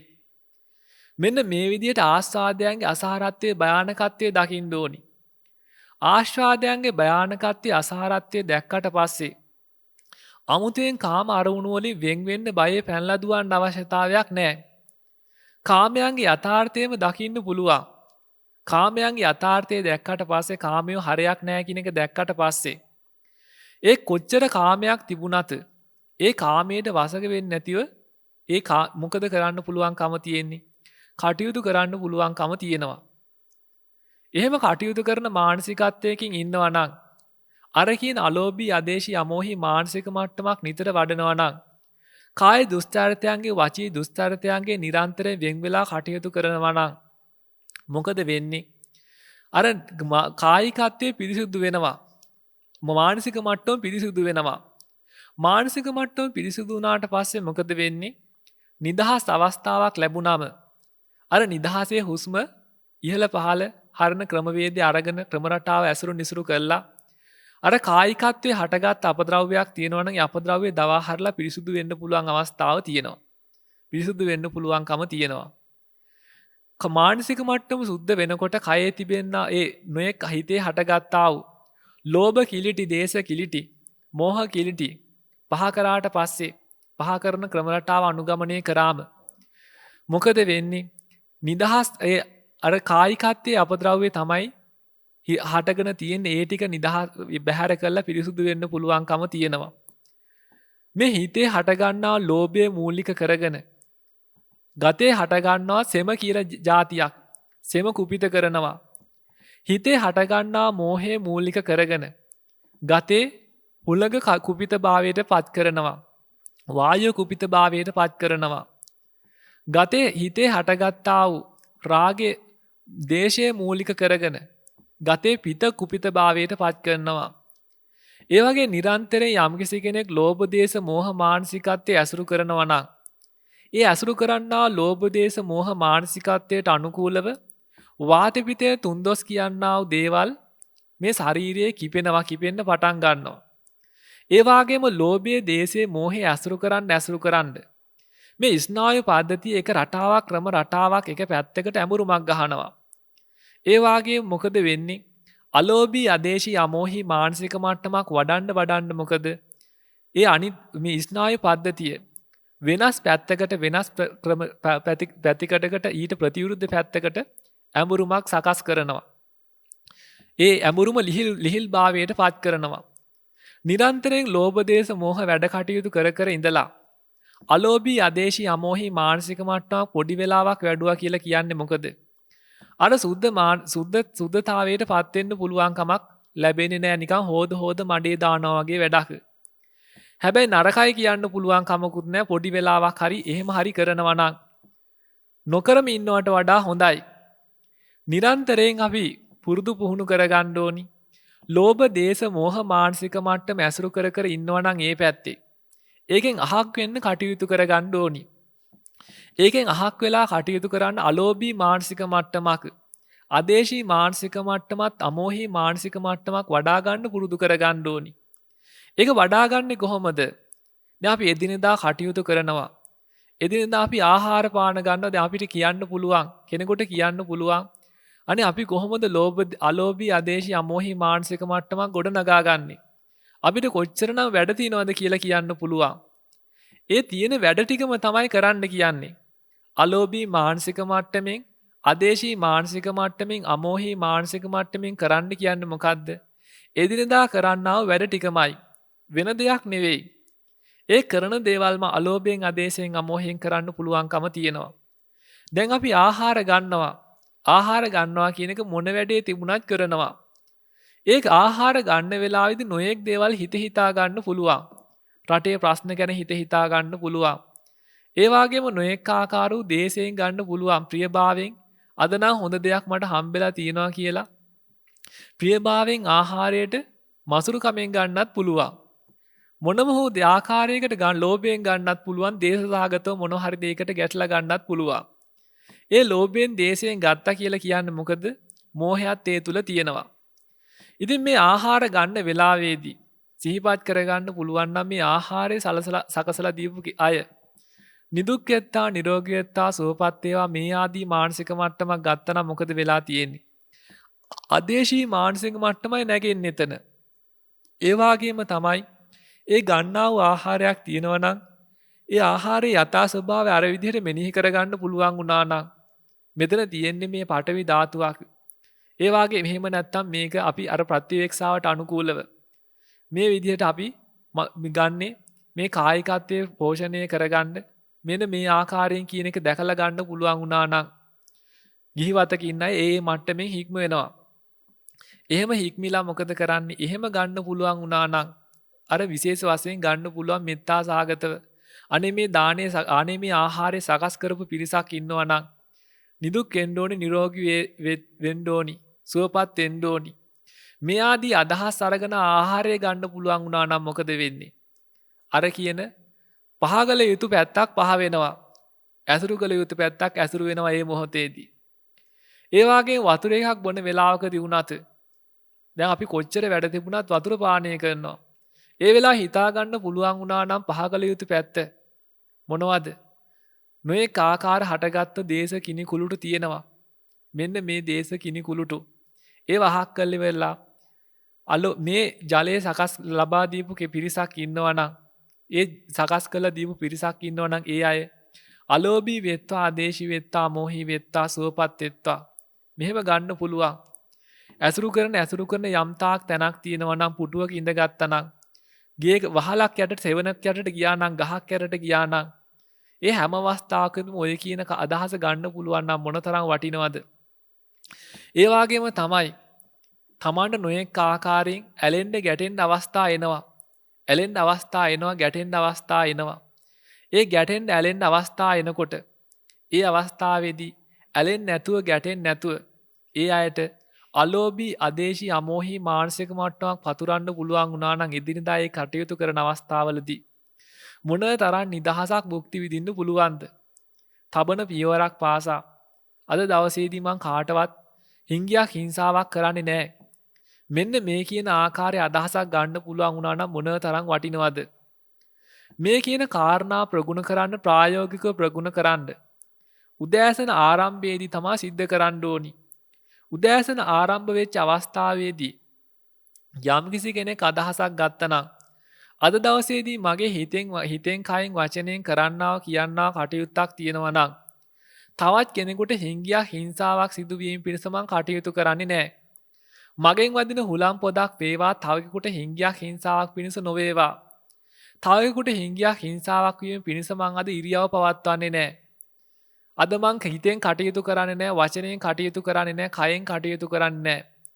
මෙහෙම අදහසක් අරගෙන ඒ අදහසට අනුකූලව දවස පුරා කටයුතු කරගන්න පුළුවන් වුණා නම් එහෙම කටයුතු කරගෙන යන කෙනෙකුට නිදහස් අවස්ථාවක් ලැබුණා. මේ නිදහස් අවස්ථාවේදී පුළුවන්කම තියෙනවා අර හුස්ම ඇරලා අර හුස්මෙන් නිදහස් භාවයට හුස්ම පිට කරලා නිදහස් භාවයට පත් වෙන්න පුළුවන්කම තියෙනවා. මෙන්න මෙහෙම කටයුතු කරගන්න ඕනි. එහෙම කටයුතු කරගෙන යනකොට මොකද වෙන්නේ? අර සැහැල්ලුවක් අත්විඳින්න පුළුවන්කම තියෙනවා. කායික සැහැල්ලුව ඇති වෙනවා, මානසික සැහැල්ලුව ඇති වෙනවා. එකපාර මේ தත්ත්වයට ගන්න අමාරුයි. නොයෙක් ආකාර ඇබ්බැහි වෙච්ච පුරුදු වීම් තියෙනවා. දවස පුරාවට වැඩ කටයුතු කරලා නිදහස් අවස්ථාවක් ලැබිච්ච ගමන් නිදහස පුරුදු කරලා තිබෙන්නේ කොහොමද? ලෝභයට, දේශයට, මෝහයට හිත යොමු කළා. ඒ නිසා මොකද කරන්නේ? අර ලෝභයේ, දේශයේ, මෝහයේ වැඩෙන ඒබඳු ආකාරයේ දෙයක්ම චිත්‍රපටි වෙන්න පුළුවන්, නාට්‍ය වෙන්න පුළුවන්. එහෙම දෙයක්ම බලන්න තමයි නැඹුරු වෙන්නේ. එහෙම නැත්තම් වැඩකට නැති මොනවා හරි දෙයක් බලන්න තමයි නැඹුරු වෙන්නේ.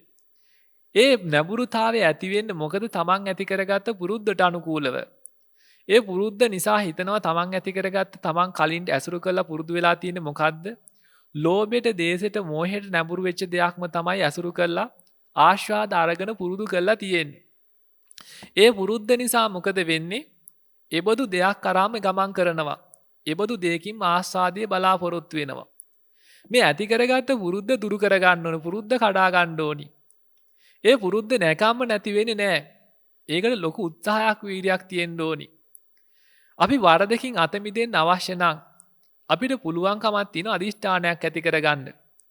භාග්‍යවත් බුදුරජාණන් වහන්සේ මේ ආකාරයෙන් මේ වරදින් අත මිදුණා. ඒ භාග්‍යවත් බුදුරජාණන් වහන්සේ රහසින්වත් පව් කරේ නැහැ. බුදුරජාණන් වහන්සේ ගැහුවට ගහපු කෙනෙක්, බැන්නට බැනපු කෙනෙක්, හිංගි හිංසා කරාට හිංගි හිංසා කරපු කෙනෙක් නෙවෙයි.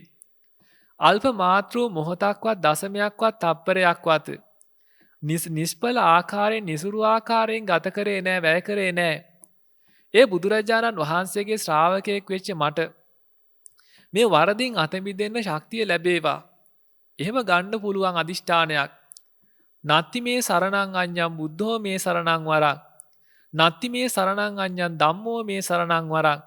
නත්ති මේ සරණං අඤ්ඤං සංඝෝ මේ සරණං වරං. ඒතේන සච්ච වාචේන සොත්ති මේ හෝතු සබ්බදා. මට යහපතක් වේවා, සිතක් වේවා. ඒතේන සච්ච වාචේන සොති තේ හෝතු සබ්බදා. මෙහෙම ගන්න පුළුවන්. මේ ආකාරයෙන් බුදුරජාණන් වහන්සේලාගේ ආරක්ෂාව, රැකවරණය ගන්න පුළුවන්. ඒ වාගේම තමයි මොනවා හරි කරදරයකට වැටිලා මානසික මට්ටම නගා ගන්න බෑ. නැගෙන්නේ නෑ. වරදින් අත මිදෙන්න අමාරුයි.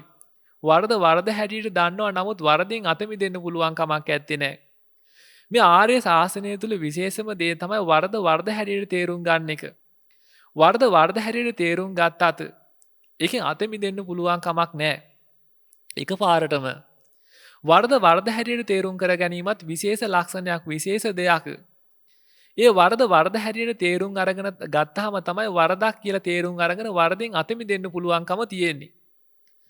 ඉතින් මේ වරද වශයෙන් දැකලා ඒ වරදින් අත මිදෙන්න මොකද කරන්නේ? බුදුරජාණන් වහන්සේගේ ආශිර්වාද ශක්තිය ගන්න පුළුවන් අර ආකාරයෙන්. ඒ නමෝතේ බුද්ධ වීරත්තු විප්පමුත්තෝසි සබ්බදී සම්බාධ පටිපන්නෝස්මි තස්ස මේ සරණම් බවාති. එදා සූර්ය දිව්‍ය පුත්‍රයා, චන්ද දිව්‍ය පුත්‍රයා මේ කියපු ගාථාවක්. මේ වගේ ගාථා ගන්න පුළුවන්. බුදු ගුණයක් සිහිපත් කරන්න පුළුවන්. කරදරයකට, බාධයකට පත් වෙලා තියෙනවා කියලා කිව්වට පස්සේ රාගය මූලික කරගෙන තමන් දුකට පත් වෙලා තියෙනවා නම්, දේශය මූලික කරගෙන තමන් දුකට පත් වුණා නම්, මෝහය මූලික කරගෙන තමන් දුකට පත් වුණා නම් ඒකත් කරදරයක්, බාධකයක් තමයි. ඒකත් කරදරයක් තමයි.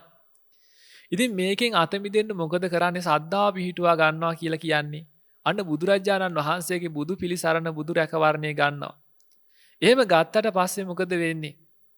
ඒ ගැනීම තුලින් ඒ අරගෙන ඉවර වෙලා බුද්ධ වන්දනා, අප උපස්ථාන, ඒ වගේම සංඝයා වහන්සේලා උදෙසා කරන්නා වූ ඒ නොඑක ආකාර වත්පිළිවෙත, මේ දේවල් ඇසුරු නිසුරු කරන්න ඕනි. ඒ දේවල් ඇසුරු කරන්න ශක්තිය උපදවා ගන්න ඕනි කල්යාණ මිත්‍ර ආශ්‍රය තුලින්. එහෙම ලබාගෙන ඒවා කටයුතු කරන්න ගියාට පස්සේ මොකද වෙන්නේ? අන්න මොහොතක් හරි ඒකෙන් වෙන් වුණාට පස්සේ පාප ධර්මයේ අසුරු කරගෙන ඉන්න කාලේ තිබිච්ච අසහනේ, වෙහෙස, මහන්සිය වෙන් වුණාට පස්සේ සුවයක් වශයෙන් දැනෙන්න පටන් ගන්නවා. ඒක එකපාරම දැනෙන්නේ නැහැ, ක්‍රමක්‍රමයෙන් දැනෙන්න පටන් ගන්නවා. ක්‍රමක්‍රමයෙන් ඒකේ වෙන් වුණාට පස්සේ දැනෙන සුවේ අසුරු වෙන්න පටන් ගන්නකොට ඒ පාපයේ අසුරු කිරීමේ අසහනකාරීත්වයේ තේරිලා ඒකේ වෙන්වීමේ සුවේ තේරෙනකොට මොකද වෙන්නේ? අන්න ඒ පව් කරන්න ලැජ්ජ වෙනවා. අනේ මං කොච්චර නීච දෙයක්ද කලින් ඇසුරු කරේ. කොච්චර පහත් දෙයක්ද මං ඇසුරු කරලා තියෙන්නේ.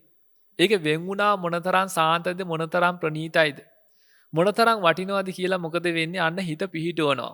හිත පිහිටෙනවා. පාපයට ලැජ්ජා බය උපදිනවා. මෙන්න මේ පාපයට ලැජ්ජා බය ඉපදුනා නම් ඒ වාගේම තමයි ඒ පාපයෙන් එහෙමනම් මේක මේ දුස්චරිතය පිළිබඳ වෙන්වීම මොනතරම් වටිනවද? ඒක ඇසුරු කිරීම මොනතරම් නීච දෙයක්ද කියලා. ඒක වෙන්වීම වීරිය උපදිනවා. එහෙම මේ කාරණා ටික මෙහෙ වෙනකොට පාපයේ තුලින් වෙන්වීම ප්‍රඥාව උපදිනවා. අන්න මේ ටික මෙහෙම වුණා නම් මොකද වෙන පහ කල යුත්තේ පැත්ත පහ කරලා. ඇසුරු කළ යුතු පැත්ත ඇසුරු කළා. මේ ආර්ය මාර්ගය තුල අවසානයේ දක්වාම නිවන් අවබෝධයේ තෙක්ම යන්න තියෙන මේ ක්‍රම රටාවෙන්. මේ ටික මෙහෙම වුණා නම් මොකද වෙන්නේ? ආර්ය ධර්මයේ තුල එයා ඒ මට්ටමට පොහොසතෙක් වෙනවා. ආර්ය ධර්මයේ තුල පොහොසතෙක්. මේ පොහොසත් භාවයේ ටික ටික වර්ධනයලා උපරිම පොහොසතා භාවයට පත්ින් රහතන් වහන්සේ. රහතන් වහන්සේගේ මෙහා මේ ඒ මට්ටමට එයයි දිලින්දෝ ආර්ය ධර්මයේ තුල ලෝක සම්මතයේ කෝටි ප්‍රකෝටි ගාණක් තිබුණත් ඒකේන ආර්ය ධර්මයේ තුල පොහොසතෙක් නෙවෙයි. හැබැයි මේ ආර්ය ධර්මයේ තුල ඉන්න පුළුවන් කිසිම දෙයක් දන්නේ නැති අන්ත අසරණ දුගී දුප්පත් මිනිස්සෙක් ඉන්න පුළුවන්. හැබැයි ඒ කෙනා සද්ධාවෙන් පොහොසත් නම් ඒ වාගේම පාපයට ලැජ්ජාව තියෙනවා නම් බය තියෙනවා නම් පාපයෙන් වෙන්වීමේ වීරිය තියෙනවා නම් ඒ වාගේම පාපයෙන් වෙන්වීමේ ප්‍රඥාව තියෙනවා නම් එයා මේ ධර්මයේ තුල පොහොසතෙක් අරයට වඩා. එතකොට මේ තුල මේ ධර්මයන් පූර්ණ භාවයට පත්වෙච්ච තැන් පටන් තමයි අරිහත් ඵලය කියලා කියන්නේ. ආර්ය ධර්මයේ තුල පහ කළ යුතු පැත්ත තියෙනවා නම් පහ කළ යුතු පැත්ත තමයි දස අකුසල්. දස අකුසලයේ පහ කළා දස කුසලයේ වඩලා පූර්ණ භාවයට පත් වුණා නම් ඒ පූර්ණ භාවයට පත් උනේ රහතන් වහන්සේ. ඒ දක්වා මේ ආනාපාන සතිය තියෙනවා. පහ කළ යුතු පැත්තක් තියෙනවා ඇසුරු කළ යුතු පැත්තක් තියෙනවා. ඇසුරු කළ යුතු පැත්ත ඇසුරු කරන්න ඕනි. පහ කළ යුතු පැත්ත පහ කරන්න ඕනි. ඒ පහ කිරීම උදෙසා මොකද කරන්න ඕනි? කල්යාණ මිත්‍රයෝ ඇසුරු කරන්න ඕනි. ශ්‍රී සද්ධර්මයේ ශ්‍රවණය කරන්න ඕනි. ඒ වාගේම නිරන්තරයෙන් යෝනිසෝ මනසිකාරයේ පවත්වා ගන්න ඕනි. ධර්මානුධර්ම ප්‍රතිපදාවට අනුකූලව කටයුතු කරන්න ඕනි. ධර්මියෝ මොනවද අනුධර්මියෝ මොනවද? යම් වූ ආකාරයෙන් ප්‍රාණඝාතයක් තියෙනවා නම් ඒ ප්‍රාණඝාතයෙන් වෙන්වීමක් තියෙනවා නම් ධර්මයක්. ප්‍රාණඝාත කිරීමක් තියෙනවා නම් අධර්මයක්. ප්‍රාණඝාත කිරීමක් ඇද්ද කරවීමක් ඇද්ද එහි ගුණ වර්ණනා කිරීමක් ඇද්ද? ඒකට පරිවාර වෙච්ච අනුධර්ම. ඒ වාගේම තමයි ඒකේ වෙන්වීමෙන් අහකීමක් තියෙනවා නම් වෙන්වීමක් තියෙනවා නම් ඒ ධර්මයක්. ඊට අනුකූල ප්‍රාණඝාතයන්ගේ වෙන්වීම, ඒ වගේම අනුබල දීමෙන් වෙන්වීම, එහි ගුණ වර්ණනා කිරීමෙන් වෙන්වීම ආදී මේ වෙන් වෙන පැත්තක් තියෙනවා නම් මොනවද වෙන්නේ? අනුධර්ම. ප්‍රාණඝාත කිරීම, කරවීම, අනුබල දීම ආදී මේ දේවල් ඇද්ද? අධර්ම. එහෙමනම් මෙන්න මේ කියන්න අනු අධර්මයෝ බැහැර කරනකොට ඉබේම ධර්මයෝ පූර්ණ භාවයට පත් වෙනවා. දස අකුසලයේ සැකවීම ගත්තොත් පංච නීවරණ කිව යුතුයි කියලා බුදුරජාණන් වහන්සේ දේශනා කරනවා. දස අකුසලයේ සැකවීම ගත්තොත් පංච නීවරණයි. එහෙමනම් මෙන්න මේ කියන්නා පංච නීවරණ ධර්මයන්ගේ බැහැර කිරීමක් තියනවද පහ කිරීමක් තියනවද? ඒ පහ කළ යුතු පැත්තයි ඒකෙන් වෙන්වීමක් තියෙනවා නම් ඒ වෙන්වීමට අදාළ කරන්නා වූ ඒ පංච නීවරණ ධර්මයෝ බැහැර වුණාට පස්සේ සද්ධාාවක්, වීරියක්, සතියක්, සමාධියක්, ප්‍රඥාවක් උපදින්නේද? මෙන්න මේ කියන කාරණා ටික ඒ ඇසුරු කළ යුතු පැත්තයි. එහෙමනම් මේ ශාසනයේ තිබෙනවා ඇසුරු කළ යුතු පැත්තක් තියෙනවා, පහ කළ යුතු පැත්තක් තියෙනවා. ඒ පහ කළ යුතු පැත්ත පහ කරන්න ඕනි. ඇසුරු කළ යුතු පැත්ත ඇසුරු කරන්න ඕනි. ඇසුරු කළ යුතු පැත්ත ඇසුරු කළ පූර්ණ භාවයට පත් වෙච්ච යම් දවසක් ඇද්ද? ඒ තමයි මේ සසර ගමනේ කෙලවර අවසානයේ. ඒක ලේසි පහසු කටයුත්තක් නෙවෙයි එකපාරම. ඉතින් දැන් කෙනෙකුට ප්‍රශ්නයක් එන්න පුළුවන් එහෙමනම් දැන් ඔය කියන ආනාපාන සතිය කර්මස්ථානයක් වශයෙන් වඩන්නේ කොහොමද කියලා. කර්මස්ථානයක් වශයෙන් ඇසුරු කරන්නේ කොහොමද කියන කාරණාව. මෙන්න මේ කියන කර්මස්ථානයක් කියලා ගත්තට පස්සේ පදවැලක් අරගෙන නිතර මුමුණන එකක් නෙවෙයි මේ කර්මස්ථානයක් කියලා එහෙම කියන්නේ. අපි මේ කරන්නාව කියන්නාව යම්තාකෝ කටයුතු යත්තේද? ඒ හැම දෙයකටම මේ භාවනාව කියන එක අඩංගුයි අදාළයි. එහෙමනම් දැන් අපි බලනවා මගෙන් තියෙනා යම්තාක් වූ දුස්චරිත මොනවද? කාය දුස්චරිත මොනවද? වචී දුස්චරිත මොනවද? මනෝ දුස්චරිත මොනවද? මේ ටික බලලා ඉවරලා මොකද කරන්නේ? ඒ තමන්ගේ තිබෙනා වැරදි පහ කළ යුතුයි කියලා තේරුම් කරගන්න ඕනි. මූලික වශයෙන් වරද තේරුම් කරගන්න ඕනි. මා තුළ මේ වරද තියෙනවා කියන කාරණාව දකිනවා. ඒ වරද වශයෙන් දැකලා ඒක පහ කළ යුත්තක් කියලා දකිනවා. පහ කළ යුත්තක් කියලා දැකලා ඉවරලා මොකද කරන්න ඕනි? ඒක පහ කරන්න ඕනි. පහ කරන්න ඒ තුළ තිබෙනා වූ ආදීනව දකින්න ඕනි. ඇසුරු කිරීමේ ආදීනව දකිනවා. වෙන්වීමේ ආනිසංස දකිනවා. එහෙම දැකලා මොකද කරන්නේ? වෙන් වෙන්න කටයුතු කරනවා. ඒක තමයි කරන්න අවශ්‍ය වෙන්නේ. එහෙම කරනකොට මොකද වෙන්නේ? අර කියන්නා වූ මානසික ඒ මනසෙන් හටගත්තා වූ ඒ නොයෙක් ආකාර වූ දේවල්, පාපී දේවල් පහ වෙන්න මනස සැහැල්ලු වෙනවා. සැහැල්ලු මානසිකත්වයට අනුකූලව කායිකත්වයේ සැහැල්ලු භාවයට පත් කරනවා. දැන් අපි මනසට මොන හරි දුකක් වේදනාවක් ආවට පස්සේ අපි අමුතුවෙන් කායිකත්වයේ හැඩගස්සව ගන්නෙ නෑ. අපි හිතට දුකක් ආවට පස්සේ මූණ අපි හැඩගස්සව ගන්නෙ නෑ. අඬන ස්වභාවයට, වැළපෙන ස්වභාවයට අපි මූණ හැඩගස්සව ගන්නෙ නෑ. හැබැයි ඉබේ මේ தත්වෙට මූණ හැඩ ගැහෙනවා. මානසික මට්ටම හැඩ ගැහිලා මූණ හැඩ ගැහිලා සකස් වෙනවා. ඒ වගේම හිතට සතුටක් ආවට පස්සේ අපි අමුතුවෙන් මූණ ප්‍රබෝධ භාවයට, ප්‍රසන්නතාවයට පත් කරගන්නේ නැහැ. හැබැයි මුහුණ ඒ ආකාරයට හැඩ ගැහෙනවා. ඒ ආකාරයට සකස් වෙනවා. ඒ වගේ තමයි මොකද වෙන්නේ?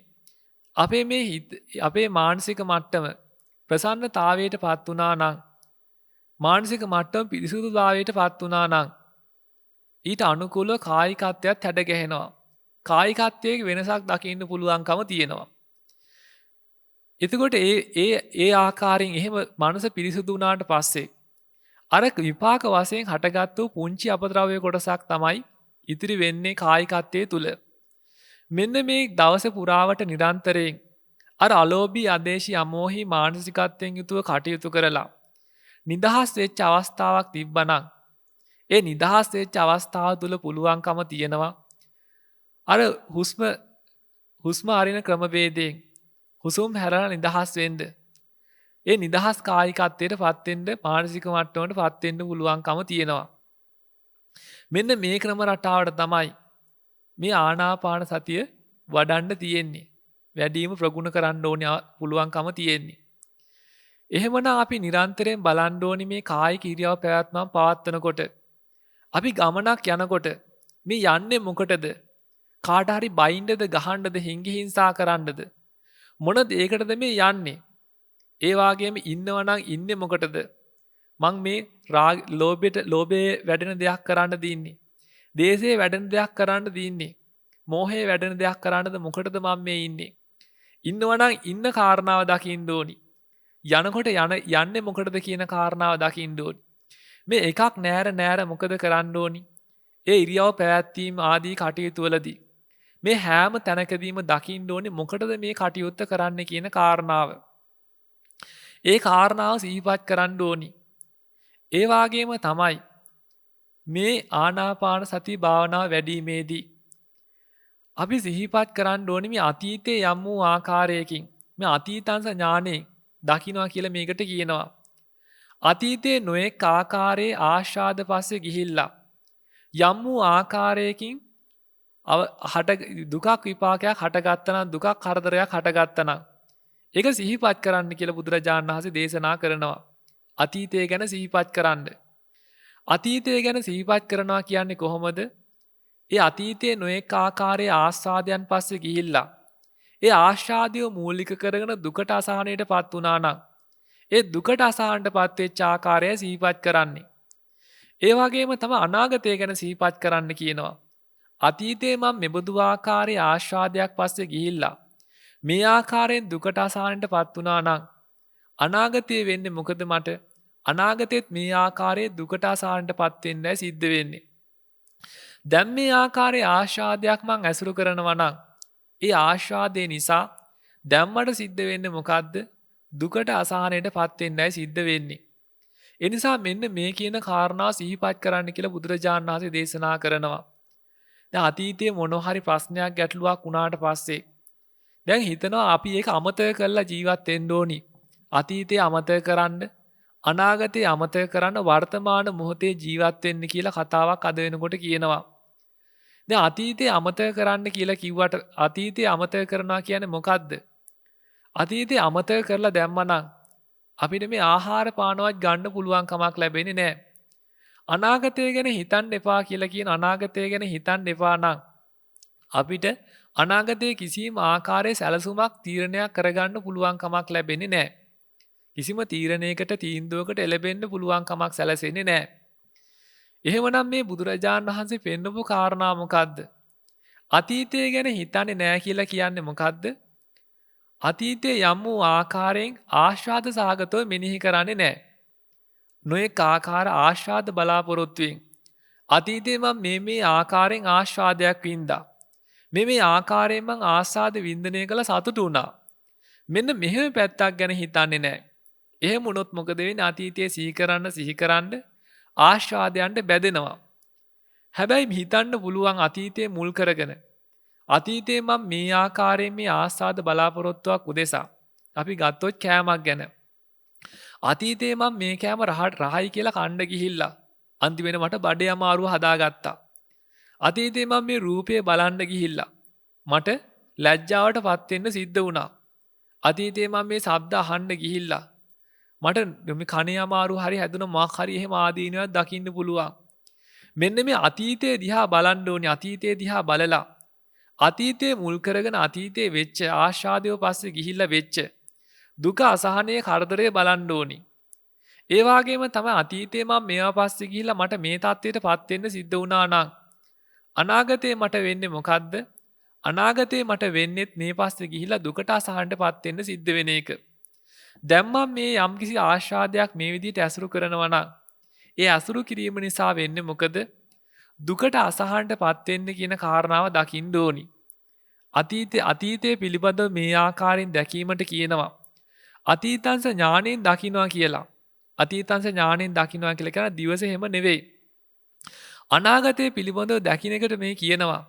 ඒ අනාගතංස ඥානය කියලා. ඒ අනාගතංස ඥානය කියන්නේ අර දිවසින් දකින්න එක හැම නෙවෙයි. වර්තමාන මොහොතේ මේ දකීමක් තියෙනවා නම් ඒක ඒ ආකාරයෙන් දකින්න ඕනි. ඒ දකින්නේ තර කියන ප්‍රඥාවෙන්මයි. මෙන්න මේ කියන ප්‍රඥාවෙන් දකින්නකොට මොකද වෙන්නේ? අතීතය අනාගතය වර්තමානයේ මූලික කරගෙන අර පහගල යුතු පැත්ත අතීතයේ මං ආශාදය කාය දුස්චරිත කළා. වතී දුස්චරිත කළා. මනෝ දුස්චරිත කළා. මේ කියන දුකටපත් වුණා. එහෙමනම් මං මේ දේවල් යලි ඇසුරු කරන්නේ අදිෂ්ඨානයක් ඇති කර ගන්නවා. මෙන්න මෙහෙම අදිෂ්ඨානයක් හැම දවසකම ඇති කර ගන්න ඕනි. දවස පතාම මං අතීතයේ මෙබඳු දේවල් බැලුවා. අතීතයේ මම මෙබඳු නොඑක ආකාර දුසිරිත දුරාචාරවල හැසිරුණා. බොරු කේලම් ප්‍රලාප කිව්වා මේ නොඑක් ආකාර වැරදි අඩුපාඩු මා තුළ තිබුණා. අද දවසේ මං අදිෂ්ඨානයක් ඇති කර ගන්නවා මේ දේවල් කරන්නේ නැහැ කියලා. මෙන්න මෙහෙම අදිෂ්ඨානයක් ඇති කර ගන්න පුළුවන්. අද දවසේ මම මේ මට්ටමින් හික්මෙනවා. අද දවසේ මම මේ මට්ටමින් හික්මෙනවා. මෙහෙම අදිෂ්ඨාන කරගෙන හික්මෙන්න පුළුවන්කම තියෙනවා. එහෙම හික්මෙන්න මොකද වෙන්නේ? මහා ශක්තියක් ගොඩ නැගෙනවා. අතීතය ගැන සිහි කරන්න ගියාට පස්සේ සිහි කරන්න හොඳ නැහැ. නොඑක ආකාරයේ මානසික මට්ටම විපිලිසර වෙන දේවල්.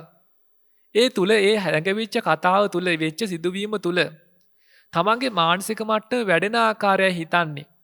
දැන් උදාහරණයක් වශයෙන් ගත්තොත් මොනවා හරි යහපත් කටයුත්තක් කරන්න ගිහිල්ලා ඒ කටයුත්ත සුදුසු වෙලාවට කලට වෙලාවට නියමාකාරයෙන් කරගන්න බැරිව මොනවා හරි ගැටලුවක් බාධකයක් එන්න පුළුවන්.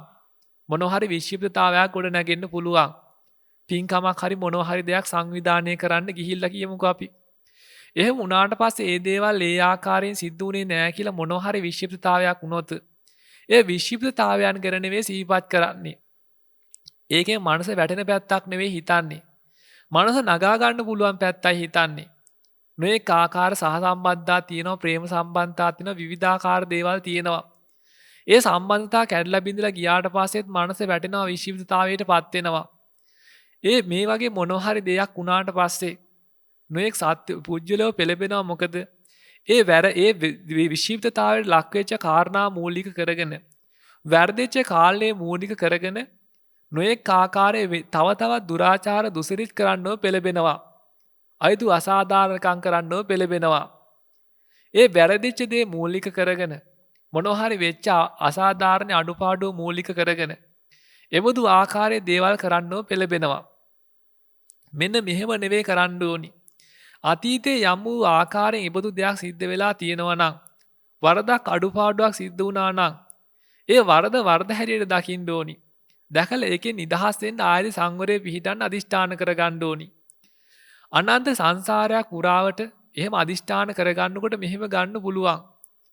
දැන් අපි ගන්නකොට මොනවා හරි වැරද්දක් වුණාට පස්සේ ස්වභාවය තමයි ඒ වැරද්දට උපනිශ්‍රය ලබාගෙන ආසේවන පත්‍රයෙන් තව තව බලගතු භාවයට පත් වෙලා. දැන් අද මොනවා හරි පුංචි වැරද්දක් කරනවා. ඒ පුංචි වැරද්දක් කරාට පස්සේ තව ටික දවසක් ටික යනකොට ඒක සාමාන්‍යීකරණය වෙච්ච දෙයක් භාවයට පත් වෙනවා. මුලින් පටන් ගන්න පුංචි දෙයක්. මහා ගංගාව උනත් පටන් ගන්න පුංචි උල්පතකින් පුංචි දිය දහරකින්. ටික ටික වර්ධනය වෙලා තමයි මහා ගංගාවක් භාවයට පත් වෙන්නේ. ඒ වාගේ වැරදි කරනකොටත් පුංචියට තමයි පටන් ගන්නෙ. හැබැයි ටික ටික වර්ධනය වෙලා ගිහිල්ලා තමයි මහා ගංගාවක් භාවයට පත් වෙන්නේ ඒක.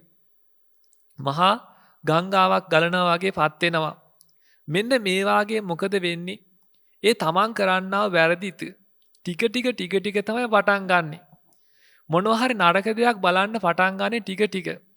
ඊට පස්සේ ගිහිල්ලා ඒක වළක්ව ගන්න බැරි තත්ත්වයට බලන තත්ත්වයට පත් වෙනවා. පුංචි හොරකමක් තමයි කරන්නේ පුංචි දෙයක්. හැබැයි අන්තිමට හොරකම් කරන්න නැතුව ඉන්න බැරි තත්ත්වයට පත් වෙනවා. මොනවා හරි නොගැලපෙන කතා කියන්න පුළුවන්, විහිළු තහළු කොලොප්පම් කරන්න පුළුවන්. ඒ වාගේ වැඩ කර නැති දේවල් කතා කර ඉන්න පුරුද්දක් වෙන්න පුළුවන්. මොනවා හරි නිකන් නිස්කාරණේ බලන දේවල් වෙන්න පුළුවන්. ඒ වගේම නොඑක ආකාර මේ පරිගණක ක්‍රීඩා හරි මොනවා හරි එහෙම දෙයකට වෙන්න පුළුවන්, කාලේ නාස්ති කරන දෙයකට වෙන්න පුළුවන්. මේ මොනවට හරි ඇබ්බැහි වෙන්නේ මොකද එකපාර නෙවෙයි. බුලත් ඉරට වෙන්නත් පුළුවන්. හොඳ වුණාට මොකද වෙන්නේ? ටික තමයි මේ හැම දෙයකටම ඇබ්බැහි වෙන්නේ. ඒ ඇබ්බැහි වුණාට පස්සේ ඇබ්බැහි වළක්ව ගන්න අතර කරගන්න බෑ. මොකද හොඩාක් ඒකට ඇතුල් වෙලා වැඩි. මෙන්න මෙහෙම වුණාට පස්සේ මොකද වෙන්නේ? මෙන්න මේ දේවල් බාධක වෙනවා නිවන් මඟ වඩා ගන්න. ඒක නිසා මොකද කරන්න ඕනි? ඒක තිබෙන්නා වූ ඒක ඇසුරු කිරීමේ ආදීනව පුළුවන් තරම් බලන්න ඕනි. එහෙම බලන්න එහෙම ආදීනව බලා ගන්න එහෙම බැරි නම් උපක්‍රමයෙන් අදිෂ්ඨාණයෙන් ඒක සංවර භාවයට පත් කරගන්න වැටක් වැද ගන්න පුළුවන්. අදිෂ්ඨානයක් ගන්නවා. මම මේ දේවල් කරන්නේ නැහැ. මේ දේවල් ගැන වෙන් වෙනවා. මේ පිළිබඳ ඒ තිබෙනා නොඑක ආකාර ඊට අදාළ මොනවා හරි තියෙනවා නම් ඒව බැහැර කරන්න පුළුවන්. Tamanට අහු නොවන ආකාරයෙන් පැත්තකට කරලා දාන්න පුළුවන්. එහෙම පැත්තකට දාලා වැටක් බැඳ ගන්නවා. අදිෂ්ඨානයක් ඇති කර ගන්නවා. ඒකෙන් වෙන් වෙන්න අහක් වෙන්න කටයුතු කරගන්න. එහෙම ගල්ලා හරි සංවර භාවයට පත් වෙන්න ඕනි. මෙන්න මේ ආකාරයෙන් Tamanගේ තිබෙනා වූ ගති පුරුදු නරක ගති පුරුදු බැහැර කරන තාක මොකද වෙන්නේ? අර පහසුව පසුතලයේ ගන්න පුළුවන් කමක් වෙන්නේ නැහැ. ඒ පහසුව පසුතලයේ ගන්න නම් පහසු ස්වභාවයේ කායිකත්වයේ මානසිකත්වයේ ඇති කරගන්න නම් ඒ තමන්ගේ තිබෙන්නා මේ ආකාරයේ වැරදි පුරුදු බැහැර කරන්න ඕනි. උපක්‍රමයෙන් සංසිඳවන්න ඕනි. ප්‍රඥාවෙන් සංසිඳව ගන්න අමාරු නම් උපක්‍රමයේ මූලික වශයෙන් ගන්න සිද්ධ වෙනවා. උපක්‍රමයේ අරගෙන උපක්‍රමයෙන් සංසිඳවනවා. උපක්‍රමයෙන් සංසිඳව ගත්තට පස්සේ පුළුවන්කම තියෙනවා ප්‍රයෝග සම්පත්තියෙන් අර කියන්නා වූ ආකාරයේ ප්‍රඥාවෙන් සංසිඳව ගන්න පුළුවන්කම තියෙන ඊළඟ මට්ටමේදී. ඒ නිසා මෙන්න මේ විදිහට පසුතලයේ හදා ගන්න ඕනේ ප්‍රඥාවට. ප්‍රඥාව වැඩෙන්න පසුතලයේ හදන්න ඕනි. ප්‍රඥාව වැඩුණාට පස්සේ මොකද වෙන්නේ? ප්‍රඥාව තුළින් අත හැරිලා යනවා. අත හරින්න දෙයක් නැහැ. යථාර්ථයේ සිහිපත් කරනවා. මේ දේවල් අසුරු කරන්නේ මොකටද? ඇයි මොකටද මේ නිස්කාරණේ දේවල්? මේ හරයක් නැති දේවල්, වැඩක් නැති දේවල් පස්සේ යන්නේ මොකටද? මේ වෙලාවේ මට සැනසෙන්න පුළුවන්නේ. ඇයි මේ වෙලාවේ මගේ සැනසීම නැති කරගෙන තියෙන්නේ? අතීතයේ මෙබඳු ආකාරයේ ආශාද පස්සේ ගිහිල්ලා මගේ සැනසීම නැති කරගත්තා. අනාගතයේ මට සැනසීම නැති වෙනන නැති වෙන්නේ. අනාගතයේ මටත් මේ කියන ආකාරයෙන් දුකට අසහනටපත් වෙන්න පුළුවන්. දැන් මං එබඳු ආකාරයේ මොනවා හරි වැඩ කර නැති දෙයක් බලනවා නම්, මොනවා හරි වැඩ කර නැති දෙයක් හිතනවා නම්, මොනවා හරි වැඩ කර නැති දෙයක් කියනවා නම්, හරයක් නැති දෙයක් මං දැන් ඇසුරු කරනවා නම්, දැන් මට මොකද වෙන්නේ? දැන් මගේ නිවන නැති වෙලා යනවානේ. මං දැන් මගේ සැනසීම නැති වෙනවානේ. මෙන්න මේක දකින්න පුළුවන්කම තියෙනවා. ඒ දකින්නේ ප්‍රඥාවෙන්. එහෙම දැක්කට පස්සේ මොකද වෙන්නේ? අර පහ කළ යුතු පැත්ත පහ කරගන්නවා. එහෙම දැක පහ කළ යුතු පැත්ත පහ වෙනවා. එහෙම දකින්නකොට. එහෙමනම් දැන් මට සැනසීම පිණිස පවතින්නේ මොකද්ද? සැනසෙන්න පුළුවන්කම තියෙන්නේ මොකද්ද? ධර්ම ශ්‍රවණයේ සැනසෙන්න පුළුවන් දෙයක්. ඒ වගේම භාවනාව සැනසෙන්න පුළුවන් දෙයක්. දහම් මානසිකාරයේ සැනසෙන්න පුළුවන් දෙයක්. මෙන්න මේ ආදී වශයෙන් දම්පැන් පූජා කිරීම සැනසෙන්න පුළුවන් දෙයක්. බුද්ධ වන්දනා, බෝධි පූජා, බෝධි වන්දනා මේ සැනසෙන්න පුළුවන් දේවල්. දැහැමි ක්‍රම රටා මේ හැම දෙයක්ම සැනසෙන්න පුළුවන් පැති. සැනසීමේට මාර්ගය සලසලා දෙනවා. නිවෙන්න නිදහස් වෙන්න මාර්ගය සලසලා දෙනවා ශාසනික පින්කම්. මේ හැම දෙයක් තුළින්ම පසුතලයේ හදා ගන්න පුළුවන්. පසුතලයේ හදාගෙන නිරන්තරයෙන් මේ හිත ගැන අවධානයෙන් තියා ගන්නවා. මේ හිතේ මොනවද මගේ මේ හටගන්නේ? ලෝභ කිලි ටික හට එහෙම හට ගන්නවද? ඉරිසියා ක්‍රෝධ මාන එහෙම හට ගන්නවද? තව කෙනෙක්ට මොන හරි දෙයක් තියෙනවා මට මොන හරි නැත්තම්, තව කෙනෙක් මොන හරි දෙයක් කරනවා මට වඩා හොඳට කරනවා නම් මොකද්ද හිතේ හටගන්නේ? මොකද්ද හිතේ මගේ වෙනස් වෙන්නේ? මෙන්න මේක පිළිබඳ හොඳට බලන්න ඕනි. මගේ මේ බලනකොට තමන්ගේ මුහුණ ගැන අවධානය තියාගන්න පුළුවන්. මොනවා හරි හිතට මොනවා හරි ප්‍රශ්නයක් ආවොත් ඒක මූණෙන් පිළිබිඹු වෙනවා. අපි මූණට අවධානය තියාගෙන හිටියොත් මොකද වෙන්නේ? අර නොයෙක් ආකාර ඒ හිතේ හටගන්න ස්වභාවයන් දැක ගන්න පුළුවන්. එහෙම දැකගත්තට පස්සේ මොකද වෙන්නේ? එහෙමනම් දැන් පිරිසුදු මිදුලකට තමයි කුණු රොඩු වැටුනොත් පේන්නේ. අර අපිරිසුදු මුදුලට එකපාර මොනවා හරි වැටුනට පේන්නේ නැහැ. ඒ වගේ මේ මානසික මට්ටම ටික ටික පිරිසුදු වෙන්න අර වැටෙන කුණු රොඩු පේන්න පටන් ගන්නවා. හිත සමාහිත භාවයට පත් වුණාට පස්සේ, සමවත් භාවයට පත් වුණාට පස්සේ ඒ සමවත් මානසික මට්ටම තුලට මනසට මොනවද වෙන්නේ? අර අපිරිසුදු මොනවා හරි ලෝභ කිලිටි කුණු වැටෙනකොට ඒවා පේන්න පටන් ගන්නවා. පටන් ගත්තට පස්සේ මොකද වෙන්නේ? මේක ඇසුරු නොකළ යුත්තක්, බැහැර කළ යුත්තක් කියලා දැනගෙන ඒක බැහැර වෙනවා. මොකද ඒ සමාධිමත් මානසික මට්ටමට ඒක බාධකයක්. ඒක ඇසුරු කරන එක බාධකයක්.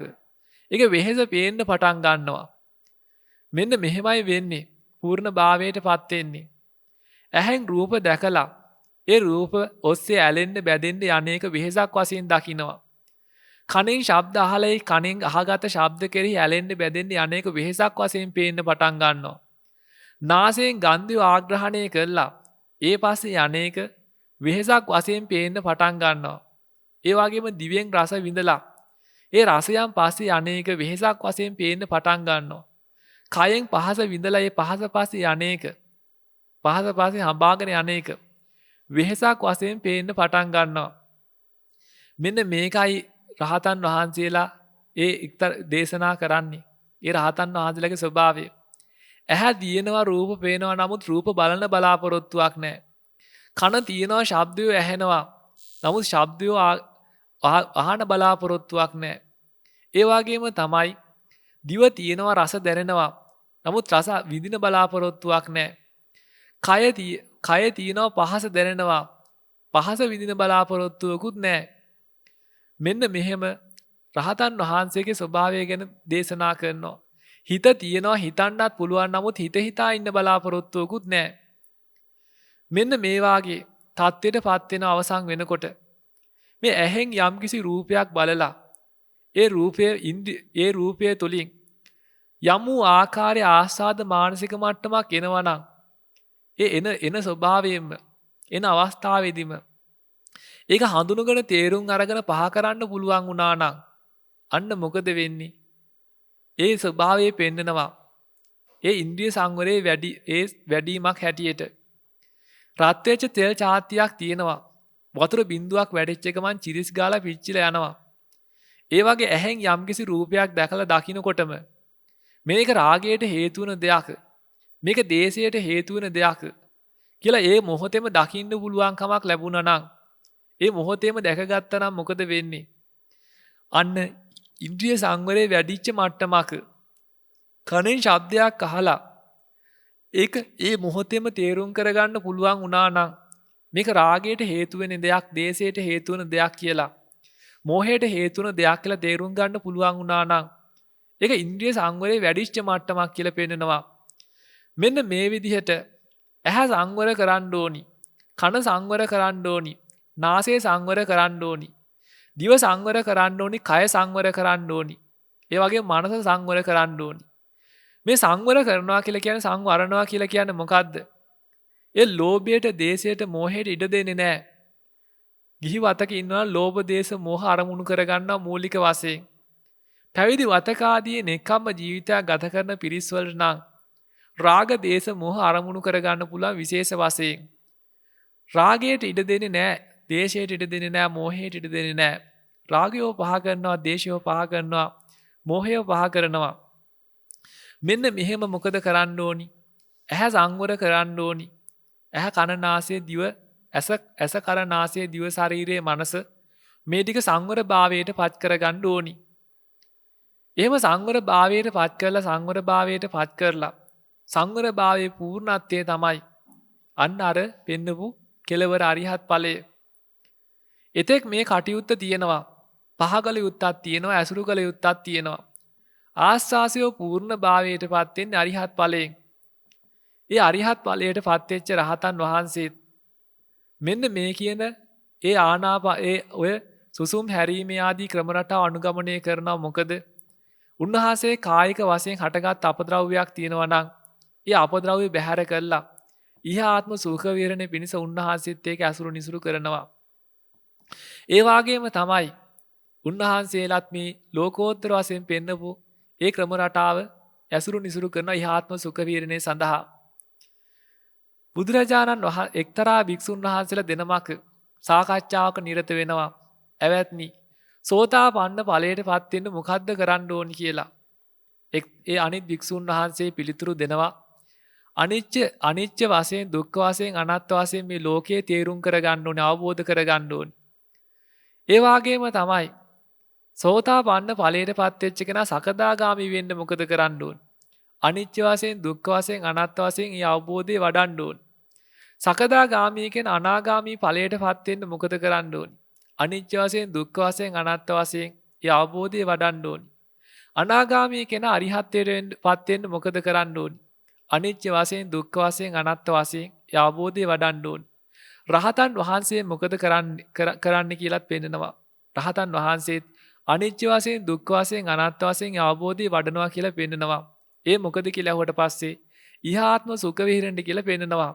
ඉහාත්ම සුඛ විහරණය කියලා කියන්නේ ඒ කායික අපද්‍රව්‍ය දවා හැරීම සඳහා ඒ කරන්නා වූ අභ්‍යාසය. ඒ අනිච්ච වශයෙන්, දුක්ඛ වශයෙන් මෙනෙහි කරනකොට මොකද වෙන්නේ? තමන් ලබාගත්තා වූ අවබෝධය කෙරෙහි ප්‍රසාදය උපදිනවා, පැහැදීම උපදිනවා, ප්‍රීතිය උපදිනවා. ඒ ප්‍රීති මානසිකත්වයත් එක්ක අර කායික දරතයන්, කායික අපහසුතාවයන් සංසිඳිලා යනවා. ඒ සඳහා මොකද කරන රහතන් වහන්සේත් ඒක වඩනවා කියලා පෙන්නනවා. දැන් ධානයෝ කියලා පෙන්නුවට පස්සේ ප්‍රථම ධානය, ဒုတိ ධානය, තෘතිය ධානය, චතුර්ථ ධානය කියලා ඒ ලෞකික ඒ පෙන්නපු ක්‍රම රටාවක් තියෙන එක පැත්තකින්. ඒ වාගේම තමයි සෝතාපන්න ඵලය, සකදාගාමි ඵලය, අනාගාමි ඵලය, අරිහත් ඵලය කියලා මේ කෙලෙස් දවා හැරීමේ මට්ටම් වලට අනුකූලව ධානය පෙන්ලා තියෙනවා. කෙලෙස් දවා හරින්නා වූ ස්වභාවයෙන් ගත්තට පස්සේ පළවෙනි ධානය කියලා කියන්නේ සෝතාපන්න ඵලය. දෙවෙනි ධානය කියලා කියන්නේ සකදාගාමි ඵලය. තුන්වෙනි ධානය කියලා කියන්නේ අනාගාමි ඵලය. හතරවෙනි ධානය කියලා කියන්නේ අරිහත් ඵලය. කාය දරතයන් දවා හරිනවා කියන අර්ථයෙන්, කායික අපද්‍රව්‍යයන් දවා හරිනවා කියන අර්ථයෙන් ප්‍රථම ධානය කියලා පෙන්වන්නේ සවිතක්ක, සවිචාර, විවේක, ප්‍රීතියෙන් හටගන්නා වූ ඒ ප්‍රථම ධානයේ ස්වභාවය. ඒ වාගේම අවිතක්ක, අවිචාර වූයේ ဒုတိ ධාන ස්වභාවය. ඒ වාගේම ඒ ප්‍රීති සුඛ ඒකාග්‍රතාව සහිත වූ තෘතිය ධානය. උපේක්ෂා ඒකාග්‍රතාව සහිත වූ චතුර්ථ ධානය. මෙන්න මේ කියන්නාවේ කාය දර්ථයන් දවා හරින අර්ථේ මෙන්න මේ කියන ධානයෝ ගණන් ගැනෙනවා පෙන්ලා තියෙනවා. ඒ වගේම කෙලෙස් දවා හරින අර්ථයෙන් ධානය කියලා ගත්තොත් මෙන්න මේ කියපු මාර්ගඵල පෙන්ලා තියෙනවා. එහෙමනම් මෙන්න මේ කියන අර්ථයෙන් තේරුම් කරගන්න ඕනි. ඒ ධාන අංගයන්ට පත් වෙන්න උනත් පහසුවක් පසුතලයක් ඒ පෙන්නපු මේ ධාන යම් ඒ ප්‍රථම ධාන ආදී දේවල් අර කියපු සවිතක්ක සවිචාර ආදී ප්‍රථම ධානේ යම්කිසි ආර්ය පුජ්‍යලයක් ලැබුවා නම් එතන ආර්ය ධාන කියලා කියනවා. ආර්ය නොවන පුජ්‍යලයක් ලැබුවා නම් එතන තියෙන අනාර්ය ධානයක්. සවිතක්ක සවිචාරෝ ප්‍රථම ධානයේ ආර්ය පුජ්‍යලයක් ලැබුවා නම් ඒ ආර්ය පුජ්‍යලයාගේ විශේෂත්වයක් තියෙනවා. මොකද්ද? ඒ ආර්ය පුජ්‍යලයා ලෝකේ කිසිම තැනක් අල්ලන්නේ නැහැ, අරමුණු කරන්නේ නැහැ. ධානයට බැඳෙන්නේ නැහැ. බැඳලා තියෙන්නේ කොතැනද? නිවනට. නොබැඳීමට තමයි බැඳලා තියෙන්නේ. ඒ නිසා ඒ සුඛයෙන් එතර වෙච්ච එකක්. ඒ ලබාගත් සුඛයට බැඳිච්ච එකක් නෙවෙයි. දෙවෙනි ධානයේ ලැබුවට දින ධානයේ ලැබෙන සැපයට නෙවෙයි ඇලෙන්නේ. සැපයට ඇලෙන්නේ නැහැ. එතන කෙලවර නෙවෙන බව දකින්නවා. කෙලවර නිවන බව දකින්නවා. මෙන්න මේ විදිහට ඒ ලබාගත්තා වූ සුඛයක් තියෙනවා, ලැබෙච්ච සුඛයක් තියෙනවා නම් ඒකට බැඳෙන්නේ නැහැ. එහි කෙලවර මොකද්ද? කෙලවර සැපේ වශයෙන් නිවන් සැපේ දැකපු නිසා එක තැනකටවත් බැඳෙන්නේ නැහැ, ඇලෙන්නේ නැහැ. මෙන්න මේ විදිහට ඒ ආර්ය ධානය කියන්නේ ඒකයි. ආර්ය භාවයට පත් වෙච්ච උතුමන් වහන්සේලා එක තැනකටවත් බැඳෙන්නේ නැහැ. මෙන්න මේ විදිහට තේරුම් කරගන්න ඕනි. එහෙමනම් දැන් අපි අපේ ජීවිතයේදී නොයෙක් අරමුණු ඉලක්ක තියෙනවා. ඒ අරමුණු ඉලක්ක නොයෙක් ආකාරයෙන් ගොඩනගාගෙන ගියාට පස්සේ ඒ දේවල් හදාගන්න බැරිව පූර්ණත්වයට පත් කරගන්න බැරිව කැඩලා බිඳලා විනාශ වෙලා යන අවස්ථා තියෙනවා. එහෙම විනාශ වෙලා ගියාට පස්සේ මොකද වෙන්නේ? අහෝ මට මේ தත්ත්වය ලබා ගන්න බැරි වුණා, පූර්ණත්වයට පත් වෙන්න බැරි වුණා. මෙහෙම කියලා මොකද වෙන්නේ? දුකට අසහනට පත් වෙනවා. ඒ දුකට අසහනට පත් වෙන්නේ මොකද? ඒක හරය කරගෙන හිටියා, ඒක ජීවිතය කරගෙන හිටියා. ඒ හරය කරගෙන ජීවිතය කරගෙන හිටිය නිසා මොකද උනේ? ඒ දේ නැතුණාට පස්සේ දුකට අසහනට පත් වුණා. මොකද ඒ දේ විතරයි ඔහු කෙලවර වශයෙන් දැක්කේ. ඒ තමන්ට ලබා ගන්න තිබිච්ච යම්කිසි දෙයක් තිබ්බනම් ඒ ලෝකයට අයිති දෙයක්. ඒ ලෝකයට අයිති දේ ලබා ගන්න බැරි වුණා කියලා තමයි මේ දුකට අසහනටපත් උනේ. හැබැයි යථාර්ථයෙන් නිවන දැක්කනම්, නිවන කෙලවර හැටියට දැක්කනම්, නිවන ජීවිතය කරගත්තනම් මොකද වෙන්නේ? එතෙන්ට බැඳෙන්නේ නැහැ. එතන වටිනාකමක් හැටියට දකින්නේ නැහැ. ඒක නැති වුණා කියලා අමුතුවෙන් දුකට අසහනටපත් වෙන්න දෙයක් ඇත්තේ නැහැ. මොකද ඒක ඒ කෙනාගේ ගමන් මාවතේ එක කොටසක් විතරක් නිසා. හැබැයි මුළු ගමන් මාවතම ඒ දේ වුණා නම් අන්න ඒක ප්‍රශ්නයක් වෙනවා. මොකද එතනින් එහාට යන්න මාවතක්, එතනින් එහාට යන්න පාරක් දකින්නේ නැහැ. හැබැයි මේ ගමන් මාවතේ එක කොටසක් විතරක් වුණා නම් ඒත් එතන නැති වුණා කියලා ප්‍රශ්නයක් වෙන්නේ නැහැ. මෙන්න මේ කියන කාරණා හොඳට තේරුම් කරගන්න ඕනි. අපි මේ අපේ මේ ජීවන ගමන් මාවතේ කෙලවර තියෙන නිවන. ලෝක සම්මතයේ ලෝක පැවැත්ම තුල තියෙන දේවල් නෙවෙයි. ලෝක පැවැත්ම විවිධාකාර දේවල් තියෙනවා. ලෝක පැවැත්ම තුල නොඑක ආකාර ආස්වාද තැන් බොහෝමයක් දේවල් තියෙනවා. ඒ ආස්වාද ජනක දේවල් ජීවිතය කරගත්තොත් නම් අනාථ වෙන්න වෙනවා. මොකද ඒ කිසිම දෙයක් අපිට ඕන විදිහට පවත්වා ගන්න පුළුවන් දේවල් නෙවෙයි. ඉච්ඡතාවයට අනුකූලව වෙනස් කරගන්න පවත්වා ගන්න පුළුවන් දේවල් නෙවෙයි. ඔක්කොම අනිච්චයි. අනිච්ච දේවල් Tamange ඕන විදිහට පවත්වා ගන්න ගියොත් මොකද වෙන්නේ? කවදාකවත් සැනසෙන්න නම් හම්බ වෙන්නේ නැහැ. එහෙමනම් සිහිපත් කරන්න ඕනේ ලෝකේ අනිච්චයි. යමක් අනිච්ච දෙයක් තියෙනවා නම් ඒ ඔක්කොම දුකට අයිති වෙනවා, දුක්ඛයි. යමක් දුක් සහිත වූ දෙයක් තියෙනවා නම් ඒක අත්ත කරගන්න වටින්නේ නැහැ, ජීවිතය කරගන්න වටින්නේ නැහැ. ඒක අනාත්තයි. ඒක අසුරු කරන්න ගියොත් අනාථ වෙන්න වෙනවා. එහෙමනම් දැන් මේ කියන කාරණා ටික තේරුම් කරගන්න ඕනි. විශේෂ වශයෙන් අපිට පැහැදිලි කරන්න අවශ්‍යතාවය තිබුණේ ඒ ආර්ය විනයේ තිබුණා මේ ආර්ය මෛත්‍රී භාවනාව පිළිබඳව. ඒ ආර්ය මෛත්‍රී භාවනාව කියලා කියන්නේ මොකද්ද? ඒ ආර්ය විනය කියලා කියේ මොකද්ද? රාග විනය කරන්න, රාගය පහ කරන්න, දේශය පහ කරන්න, මෝහය පහ කරන්න, රාග දේශ මොහ විනය කරන්න හේතු වෙච්ච ඒ සසර රිය ගමන නවත්තන්න උපකාර වෙන ඒ ධර්මයේ තුල ඒ තිබුණා වූ දහම් අදහසට අනුකූලව පෙන්නපු ඒ ආනාපාන සති භාවනාව විග්‍රහ කරන්නයි මේ උත්සාහ කරේ. එතකොට මේ ආනාපාන සති භාවනාව කියලා කිව්වේ මොකක්ද? ආර්ය විනය තුල තියෙන කාය දුස්චරිත, වචී දුස්චරිත, මනෝ දුස්චරිත පහ කිරීමක් තියෙනවා නම් ඒක තමයි මේ ආර්ය විනය තුල තියෙන පහ කිරීම. ඒ වගේම කාය සුචරිත, වචී සුචරිත, මනෝ සුචරිත ඇසුරු කිරීමක් තියෙනවා නම් ඒ තමයි මේ ආර්ය විනය තුල ඇසුරු කළ යුතු අස්වාසය. ඒ වගේම මේ ආර්ය විනයෙන් බැහැර වෙච්ච යම් වූ භාවනාවක් තියෙනවා, අස්වාස ප්‍රස්වාස කරන ක්‍රම රටාවක්. ඒ තුල සිද්ධ වෙන්නේ මොකද්ද? මේ සුසුම් පිට කිරීම සහ සුසුම් ගැනීම. මෙන්න මේ කියන ක්‍රම රටාවත් මේකට ඇතුළු කරගන්න පුළුවන්. කාය දුස්චරිත පහ කරලා, වචී දුස්චරිත පහ කරලා, මනෝ දුස්චරිත පහ කරාට පස්සේ මානසික මට්ටම නිදහස් භාවයට පත් වෙනකොට ඒ නිදහස් මානසිකත්වයට අනුකූල කායිකත්වයේ හැඩ ගහනවා, වෙනස් වෙනවා. ඒ කායිකත්වයේ හැඩ ගහලා වෙනස් වෙනකොට කය හැටගත්තේ යම්කිසි අපද්‍රව්‍යයක් තියෙනවා නම් ඒ අපද්‍රව්‍ය බැහැර කළා සුද්ධ වෙන්න, පිරිසුදු භාවයට පත් වෙන්න උපකාරයක් වෙනවා. මේ කියන්නම් මෙන්න මේ සුසුම් හැරීම, සුසුම් පිට කිරීම. මෙන්න මේ ක්‍රම රටාව ගන්න පුළුවන්කම තියෙනවා. ඒ වාගේම තමයි මේ කියන කාරණාව තමයි පැහැදිලි කළේ. ප්‍රඥාව තුළින් ලබා ගන්නා වූ අවබෝධයක් ගැන තමයි මේ පැහැදිලි කරේ. ප්‍රඥාව තුළින් තමයි මේ සියලු ආර්ය මාර්ගයේ වඩන්න තියෙන්නේ.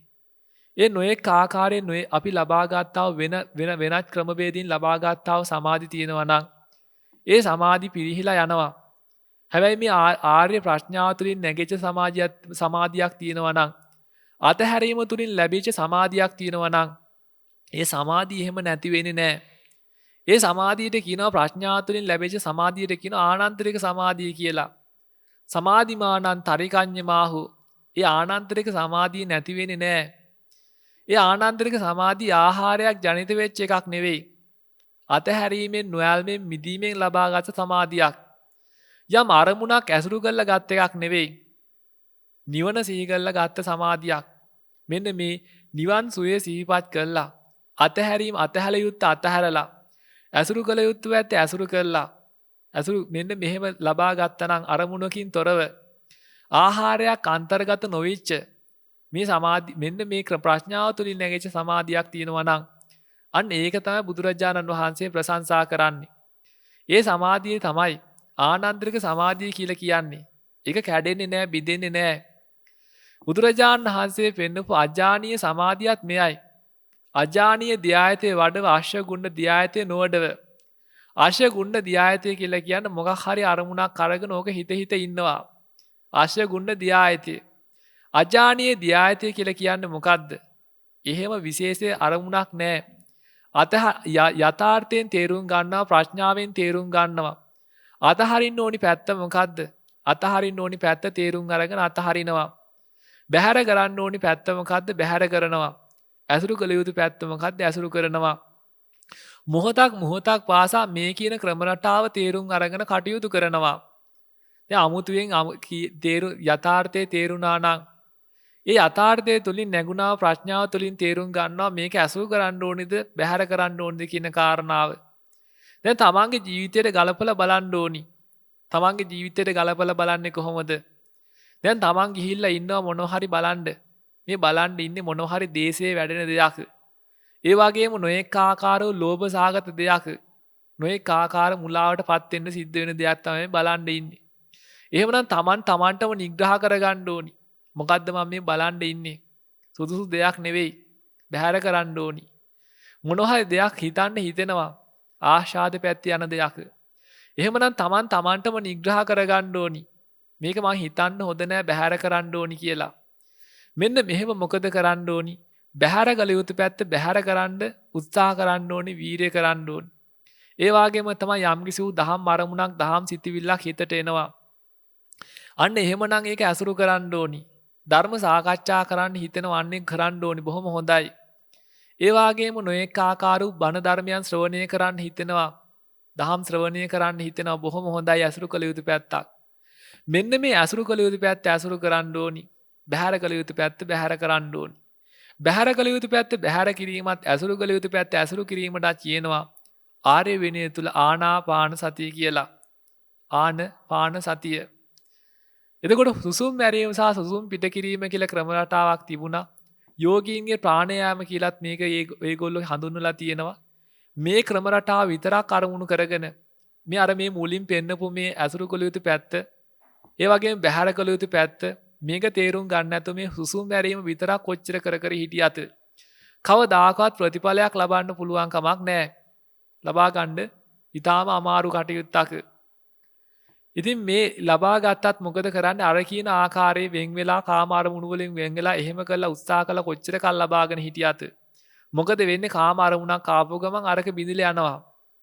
ඒක තියාගන්න පවත්වා ගන්න පුළුවන් එකක් හැම නෙවෙයි.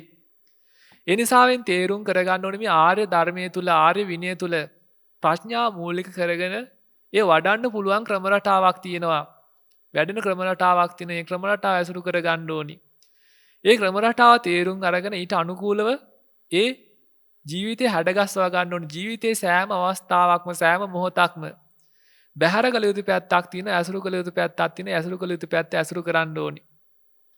දැන් අපි ගත්තාම අපේ මේ කායිකත්වයට උනත් කයට උනත් මොකද වෙලා තියෙන්නේ? කායිකත්වයේ පවත්වා ගන්න ඇසුරු කළ යුතු පැත්තක් තියෙනවා. කායිකත්වයේ ඇස පවත්වා ගන්න ඇසුරු කරන්න ඕනි. ජලය ඇසුරු කරන්න ඕනි. ඒ වාගේම ආහාර පාන ඇසුරු කරන්න ඕනි. ඒ වාගේම තමයි ඒ ජලයෙන් ස්නානය කරන්න ඕනි පිරිසුදු වෙන්න ඕනි. ඒ වාගේම ආහාර පාන ගන්න ඕනි. මේ ආදී දේවල් ගත්තට පස්සේ අපද්‍රව්‍ය වශයෙන් දහඩිය බැහැර වෙනවා. ඒ වාගේම අපද්‍රව්‍ය නොයෙක් ආකාර අසුචි ඒ වාගේම සෙම සොටු ආදී මේ දේවල් බැහැර කරන්න ඕනි. කය 10ක් නිවා ගන්න ජලයෙන් ස්නානය කරගන්න 10 පිට කරන්න ඕනි. කුසගින්න නිවා ගන්න ආහාර ඇසුරු කරන්න ඕනි. කුසගින්න පහ කරගන්න ඕනි. මෙන්න මේ වගේ මොකද වෙන්නේ කායිකත්වයේ පවත්වා ගන්නත් ඇසුරු කළ යුතු පැත්තක් තියෙනවා බැහැර කළ යුතු පැත්තක් තියෙනවා. බැහැර කළ යුතු පැත්ත බැහැර කරන්න ඕනේ ඇසුරු කළ යුතු පැත්ත ඇසුරු කරන්න ඕනේ. ඒ වාගේ තමයි මේ මානසික මට්ටම සුද්ධ කරගන්නත් ඇසුරු කළ යුතු පැත්ත ඇසුරු කරන්න ඕනි. බැහැර කළ යුතු පැත්ත බැහැර කරන්න ඕනි. මේ කායිකත්වයේ කොච්චර සුවපත් කරත් කොච්චර අපි මේ පරිස්සම් කරා සුවපත් සේදුවත් කවදාකවත් මේක පිරිසුදු කරලා ඉවර කරන්න පුළුවන් කමක් නැහැ. හැබැයි මානසික මට්ටම සුද්ධ කරලා පිරිසුදු කරලා නිදහස් වෙන්න පුළුවන්කම තියෙනවා. එහෙමනම් මෙන්න මේ කියපු ආකාරයට මනස පිරිසුදු කරන්න කටයුතු කරගන්න ඕනි. ඒකයි බුදුදහමේ පෙන්නපු මේ කියන ආනාපාන සති ක්‍රම රටාව භාවනාව. ඉතින් අමුතුවෙන් තර්කවාද කරන්න අමුතුවෙන් දේවල් පෙන්වන්න අවශ්‍යතාවයක් නැහැ. මේ ක්‍රම රටාව කරොත් නිවෙන්න පුළුවන්ද බැරිද කියන එක තේරුම් ගන්නයි තියෙන්නේ. මෙහෙම ඇසුරු කරලා නිවෙන්න බැරිද? මේ කියන රටා මේ කියපු කාරණා ධර්මයට පරස්පරයිද විරෝධයිද? අන්න ඒකයි බලන්න අවශ්‍යතාවයේ තියෙන බලන්න ඕනි වෙන්නේ. එහෙම නැතුව මේ නොඑක ආකාර වචන පදවැල් වලට හිර වෙලා කොතෙක් තර්කවාද කර හිටියත් කවදාකවත් නිදහස් වෙන්න පුළුවන් කමක් වෙන්නේ නැහැ. නිවෙන්න පුළුවන් කමක් වෙන්නේ නැහැ. එහෙමනම් ආර්ය විනයේ තිබෙනා මේ අදහස් පිළිබඳ අවබෝධය ඇති කරගන්න ඕනි.